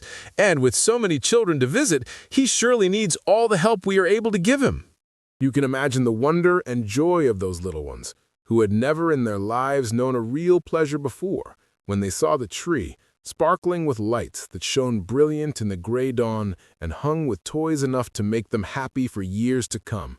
They joined hands and danced around the tree, shouting and laughing until they were obliged to pause for breath. And their parents also came out to look and wonder, and thereafter had more respect and consideration for their children, since Santa Claus had honored them with such beautiful gifts. The idea of the Christmas tree pleased Claus, and so the following year he carried many of them in his sledge and set them up in the homes of poor people who seldom saw trees, and placed candles and toys on the branches. Of course, he could not carry enough trees in one load of all who wanted them, but in some homes the fathers were able to get trees and have them all ready for Santa Claus when he arrived, and these the good Claus always decorated as prettily as possible and hung with toys enough for all the children who came to see the tree lighted. These novel ideas and the generous manner in which they were carried out made the children long for that one night in the year when their friend Santa Claus should visit them, and as such anticipation is very pleasant and comforting, the little ones gleaned much happiness by wondering what would happen when Santa Claus next arrived. Perhaps you remember that stern Baron Braun who once drove Claus from his castle and forbade him to visit his children. Well, many years afterward, when the old Baron was dead and his son ruled in his place, the new Baron Braun came to the house of Claus with his train of knights and pages and henchmen, and dismounting from his charger, bared his head humbly before the friend of children. "My father did not know your goodness and worth," he said, "and therefore threatened to hang you from the castle walls. But I have children of my own who long for a visit from Santa Claus, and I have come to beg that you will favor them hereafter as you do other children." Claus was pleased with this speech, for Castle Braun was the only place he had never visited, and he gladly promised to bring presents to the Baron's children the next Christmas Eve. The Baron went away contented, and Claus kept his promise faithfully. Thus did this man, through very goodness, conquer the hearts of all, and it is no wonder he was ever merry and gay, for there was no home in the wide world where he was not welcomed more royally than any king. Old Age, the Mantle of Immortality. And now we come to a turning point in the career of Santa Claus, and it is my duty to relate the most remarkable that has happened since the world began or mankind was created. We have followed the life of Claus from the time he was found a helpless infant by the wood nymph Necile and reared to manhood in the great Forest of Burzee. And we know how he began to make toys for children, and how, with the assistance and goodwill of the immortals, he was able to distribute them to the little ones throughout the world. For many years he carried on this noble work, for the simple, hard-working life he led gave him perfect health and strength, and doubtless a man can live longer in the beautiful Laughing Valley, where there are no cares and everything is peaceful and merry, than any other part of the world. But when many years had rolled away, Santa Claus grew old. The long beard of golden brown that once covered his cheeks and chin gradually became gray and finally turned to pure white. His hair was white too, and there were wrinkles at the corners of his eyes, which showed plainly when he laughed. He had never been a very tall man, and now he became fat and waddled very much like a duck when he walked. But in spite of these things, he remained as lively as ever, and was just as jolly and gay, and his kind eyes sparkled as brightly as they did that first day when he came to the Laughing Valley. Yet a time is sure to come when every mortal who has grown old and lived his life is required to leave this world for another. So it is no wonder that after Santa Claus had driven his reindeer on many and many a Christmas Eve, those staunch friends finally whispered among themselves that they had probably drawn his sledge for the last time. Then all the Forest of Burzee became sad, and all the Laughing Valley was hushed, for every living thing that had known Claus had used to love him and to brighten at the sound of his footsteps or the notes of his merry whistle. No doubt the old man's strength was at last exhausted, for he made no more toys, but lay on his bed as in a dream. The nymph Necile, she who had reared him and been his foster mother, was still youthful and strong and beautiful, and it seemed to her but a short time since this aged, gray-bearded man had lain in her arms and smiled on her with his innocent baby lips. In this is shown the difference between mortals and immortals. It was fortunate that the great Awg came to the forest at this time. Necile sought him with troubled eyes and told him of the fate that threatened their friend Claus. At once the master became grave, and he leaned upon his axe and stroked his grizzled beard thoughtfully for many minutes. Then suddenly he stood up straight and poised his powerful head with firm resolve, and stretched out his great right arm as if determined on doing some mighty deed. For a thought had come to him so grand in its conception that all the world might well bow before the master woodsman and honor his name forever. It is well known that when the great Awg once undertakes to do a thing, he never hesitates an instant. Now he summoned his fleetest messengers and sent them in a flash to many parts of the earth. And when they were gone, he turned to the anxious Necile and comforted her, saying, "Be of good heart, my child. Our friend still lives. And now run to your queen and tell her that I have summoned a council of all the immortals of the world to meet with me here in Burzee this night. If they obey and hearken unto my words, Claus will drive his reindeer for countless ages yet to come." At midnight, there was a wondrous scene in the ancient Forest of Burzee, where for the first time in many centuries, the rulers of the immortals who inhabit the earth were gathered together. There was the queen of the water sprites, whose beautiful form was as clear as crystal, but continually dripped water on the bank of moss where she sat. And beside her was the king of the sleep phase, who carried a wand from the end of which a fine dust fell all around, so that no mortal could keep awake long enough to see him, as mortal eyes were sure to close in sleep as soon as the dust filled them. And next to him sat the gnome king, whose people inhabit all that region under the earth's surface, where they guard the precious metals and the jewel stones that lie buried in rock and ore. At his right hand stood the king of the sound imps, who had wings on his feet, for his people are swift to carry all sounds that are made. When they are busy, they carry the sounds but short distances, for there are many of them, but sometimes they speed with the sounds to places miles and miles away from where they are made. The king of the sound imps had an anxious and careworn face, for most people have no consideration for his imps, and especially the boys and girls, make a great many unnecessary sounds which the imps are obliged to carry when they might be better employed. The next in the circle of immortals was the king of the Knooks, who had come from his home in the jungles of India, and the king of the ryls, who lived among the gay flowers and luscious fruits of Valencia. Sweet Queen Zerline of the wood nymphs completed the circle of immortals. But in the center of the circle sat three others, who possessed powers so great that all the kings and queens showed them reverence. These were Ak, the master woodsman of the world, who rules the forests and the orchards and the groves, and Kern, the master husbandman of the world, who rules the grain fields and the meadows and the gardens, and Bo, the master mariner of the world, who rules the seas and all the craft that float thereon. And all other immortals are more or less subject to these three. When all had assembled, the master woodsman of the world stood up to address them, since he himself had summoned them to the council. Very clearly he told them the story of Claus, beginning at the time as a babe he had been adopted a child of the forest, and telling of his noble and generous nature and his lifelong labors to make children happy. "And now," said Ak, "when he had won the love of all the world, the spirit of death is hovering over him. Of all men who have inhabited the earth, none other so well deserves immortality, for such a life cannot be spared so long as there are children of mankind to miss him and to grieve over his loss. We immortals are the servants of the world, and to serve the world we were permitted in the beginning to exist. But what one of us is more worthy of immortality than this man Claus, who so sweetly ministers to the little children?" He paused and glanced around the circle to find every immortal listening to him eagerly and nodding approval.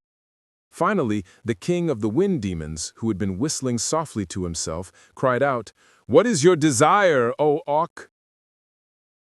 "To bestow upon Claus the mantle of immortality," said Ak boldly. That this demand was wholly unexpected was proved by the immortals springing to their feet and looking into each other's face with dismay, and then upon Ak with wonder. For it was a grave matter, this parting with the mantle of immortality. The queen of the water sprites spoke in her low, clear voice, and the words sounded like raindrops splashing upon a window pane. "In all the world there is but one mantle of immortality," she said. The king of the sound phase added, "It has existed since the beginning, and no mortal has ever dared to claim it." And the master mariner of the world arose and stretched his limbs, saying, "Only by the vote of every immortal can it be bestowed upon a mortal."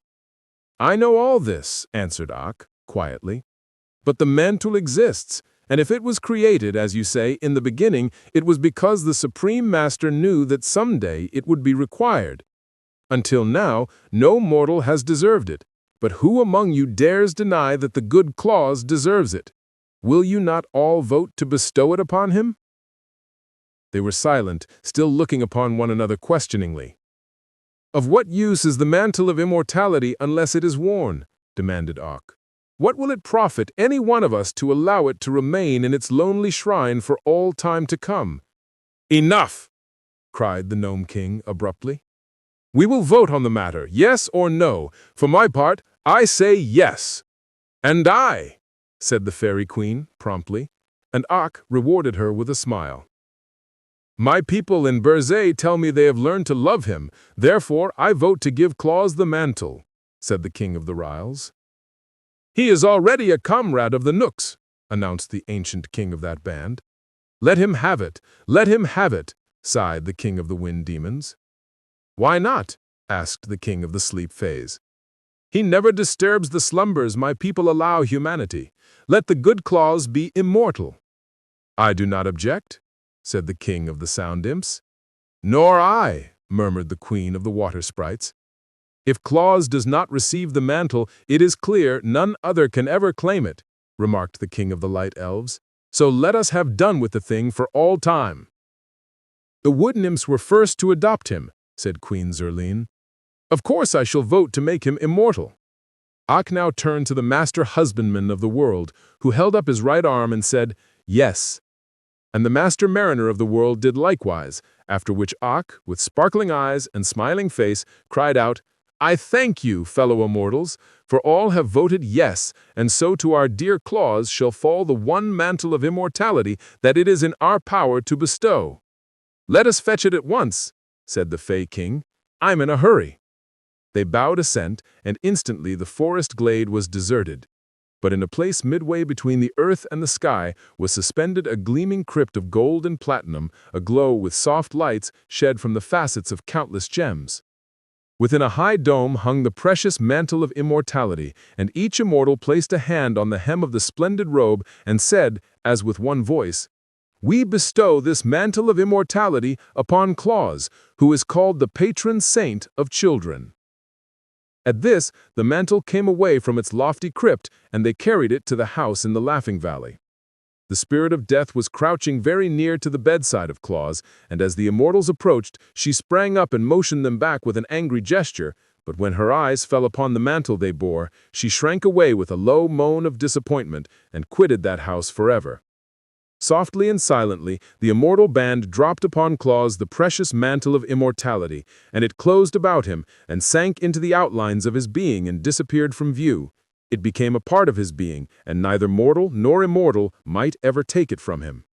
Then the kings and queens who had wrought this great deed dispersed to their various homes, and all were well contented that they had added another immortal to their band. And Claus slept on, the red blood of everlasting life coursing swiftly through his veins, and on his brow was a tiny drop of water that had fallen from the ever-melting gown of the Queen of the Water Sprites, and over his lips hovered a tender kiss that had been left by the sweet nymph Necile, for she had stolen in when the others were gone to gaze with rapture upon the immortal form of her foster son. 2. When the world grew old. The next morning, when Santa Claus opened his eyes and gazed around the familiar room, which he had feared he might never see again, he was astonished to find his old strength renewed and to feel the red blood of perfect health coursing through his veins. He sprang from his bed and stood where the bright sunshine came in through his window and flooded him with its merry, dancing rays. He did not then understand what had happened to restore to him the vigor of youth, but in spite of the fact that his beard remained the color of snow and that wrinkles still lingered in the corners of his bright eyes, old Santa Claus felt as brisk and merry as a boy of 16 and was soon whistling contentedly as he busied himself fashioning new toys. Then Awk came to him and told of the mantle of immortality and how Claus had won it through his love for little children. It made old Santa look grave for a moment to think he had been so favored, but it also made him glad to realize that now he need never fear being parted from his dear ones. At once he began preparations for making a remarkable assortment of pretty and amusing playthings, and in larger quantities than ever before. For now that he might always devote himself to this work, he decided that no child in the world, poor or rich, should hereafter go without a Christmas gift if he could manage to supply it. The world was new in the days when dear old Santa Claus first began toy-making and won, by his loving deeds, the mantle of immortality. And the task of supplying cheering words, sympathy, and pretty playthings to all the young of his race did not seem a difficult undertaking at all. But every year, more and more children were born into the world, and these, when they grew up, began spreading slowly over all the face of the earth, seeking new homes, so that Santa Claus found each year that his journeys must extend farther and farther from the Laughing Valley, and that the packs of toys must be made larger and ever larger. So at length he took counsel with his fellow immortals, how his work might keep pace with the increasing number of children, that none might be neglected. And the immortals were so greatly interested in his labors that they gladly rendered him their assistance. Awk gave him his man Kilter, the silent and swift, and the Nook Prince gave him Peter, who was more crooked and less surly than any of his brothers. And the Ryl Prince gave him Neuter, the sweetest-tempered Ryl ever known, and the Fairy Queen gave him Whisk, that tiny, mischievous, but lovable fairy who knows today almost as many children as does Santa Claus himself. With these people to help make the toys and to keep his house in order and to look after the sledge and the harness, Santa Claus found it much easier to prepare his yearly load of gifts, and his days began to follow one another smoothly and pleasantly. Yet, after a few generations, his worries were renewed, for it was remarkable how the number of people continued to grow and how many more children there were every year to be served. When the people filled all the cities and lands of one country, they wandered into another part of the world, and the men cut down the trees in many of the great forests that had been ruled by Awg, and with the wood they built new cities, and where the forests had been were fields of grain and herds of browsing cattle. You might think the master woodsman would rebel at the loss of his forests, but not so. The wisdom of Awg was mighty and far-seeing. "The world was made for men," said he to Santa Claus, "and I have but guarded the forests until men needed them for their use. I am glad my strong trees can furnish shelter for men's weak bodies and warm them through the cold winters. But I hope they will not cut down all the trees, for mankind needs the shelter of the woods in summer as much as the warmth of blazing logs in winter. And however crowded the world may grow, I do not think men will ever come to Burzee, nor to the great black forest, nor to the wooded wilderness of Burzee, unless they seek their shades for pleasure and not to destroy their giant trees." By and by, people made ships from the tree trunks and crossed over oceans and built cities in far lands. But the oceans made little difference to the journeys of Santa Claus. His reindeer sped over the waters as swiftly as over land, and his sledge headed from east to west and followed in the wake of the sun. Then he carved out the eyes and the nose, and rounded the lower part of the head so that it rested upon a neck. Puss hardly knew what to make of it now, and sat up stiffly, as if watching with some suspicion what would come next. Claus knew. The head gave him an idea. He plied his knife carefully and with skill, forming slowly the body of the cat, which he made to sit upon its haunches as the real cat did, with her tail wound around her two front legs. The work cost him much time, but the evening was long, and he had nothing better to do. Finally, he gave a loud and delighted laugh at the result of his labors and placed the wooden cat, now completed, upon the hearth opposite the real one. Puss thereupon glared at her image, raised her hair in anger, and uttered a defiant mew. The wooden cat paid no attention, and Claus, much amused, laughed again. Then Blinky advanced toward the wooden image to eye it closely and smell of it intelligently. Eyes and nose told her the creature was wood, in spite of its natural appearance, so Puss resumed her seat and her purring. But as she neatly washed her face with her padded paw, she cast more than one admiring glance at her clever master. Perhaps she felt the same satisfaction we feel when we look upon good photographs of ourselves. The cat's master was himself pleased with his handiwork, without knowing exactly why. Indeed, he had great cause to congratulate himself that night, and all the children throughout the world should have joined him rejoicing, for Claus had made his first toy. 3. How the ryls colored the toys. A hush lay on the laughing valley now. Snow covered it like a white spread, and pillows of downy flakes drifted before the dwelling where Claus sat feeding the blaze of the fire. The brook gurgled on beneath a heavy sheet of ice, and all living plants and insects nestled close to Mother Earth to keep warm. The face of the moon was hid by dark clouds, and the wind, delighting in the wintry sport, pushed and whirled the snowflakes in so many directions that they could get no chance to fall to the ground.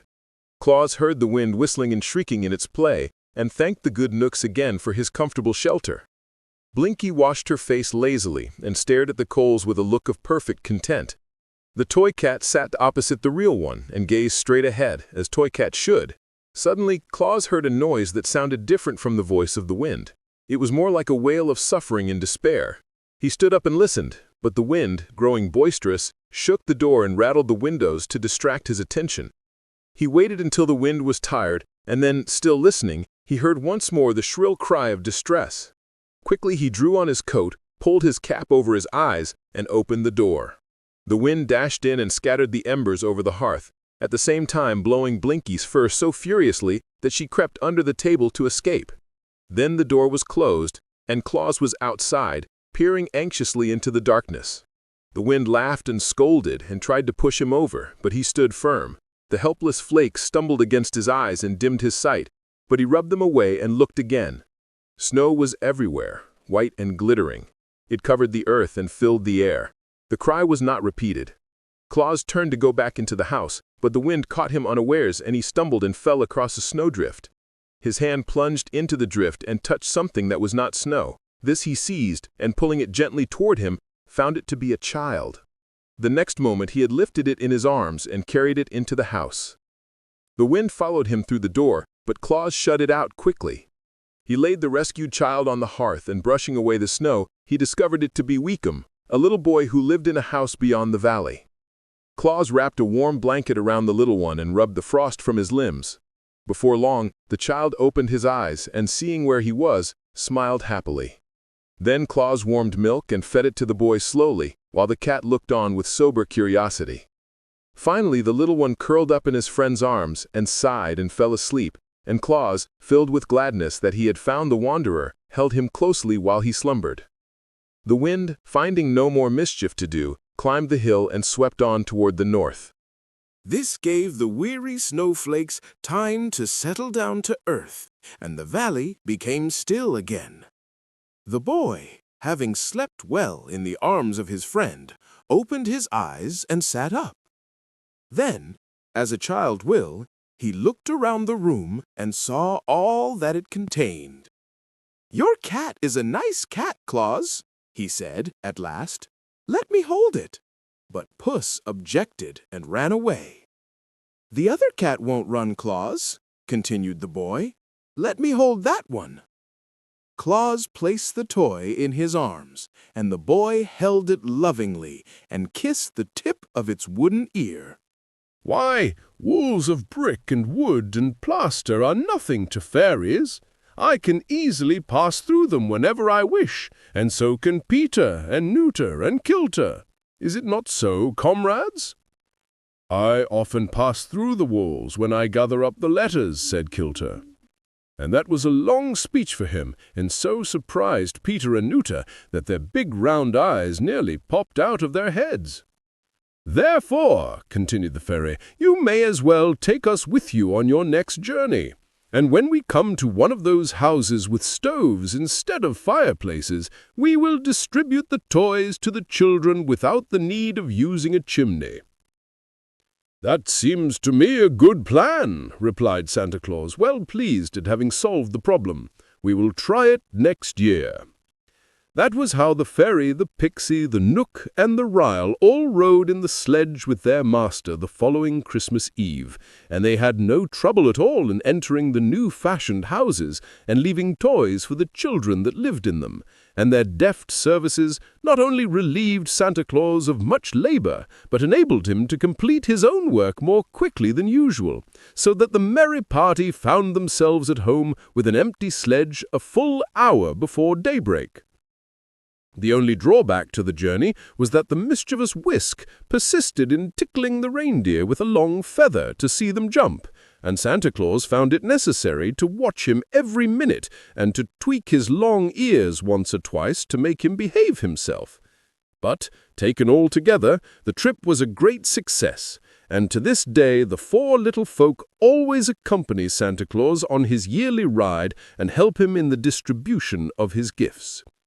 But the indifference of parents, which had so annoyed the good saint, did not continue very long, and Santa Claus soon found they were really anxious he should visit their homes on Christmas Eve and leave presents for their children.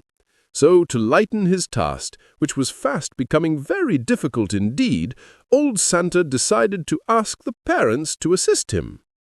"Get your Christmas trees all ready for my coming," he said to them, "and then I shall be able to leave the presents without loss of time, and you can put them on the trees when I am gone." And to others he said, "See that the children's stockings are hung up in readiness for my coming, and then I can fill them as quick as a wink." And often, when parents were kind and good-natured, Santa Claus would simply fling down his package of gifts and leave the fathers and mothers to fill the stockings after he had darted away in his sledge. "I will make all loving parents my deputies," cried the jolly old fellow, "and they shall help me do my work. For in this way I shall save many precious minutes, and few children need be neglected for lack of time to visit them." Besides carrying around the big packs in his swift-flying sledge, old Santa began to send great heaps of toys to the toy shops, so that if parents wanted larger supplies for their children, they could easily get them. And if any children were, by chance, missed by Santa Claus on his yearly rounds, they could go to the toy shops and get enough to make them happy and contented. For the loving friend of the little ones decided that no child, if he could help it, should long for toys in vain.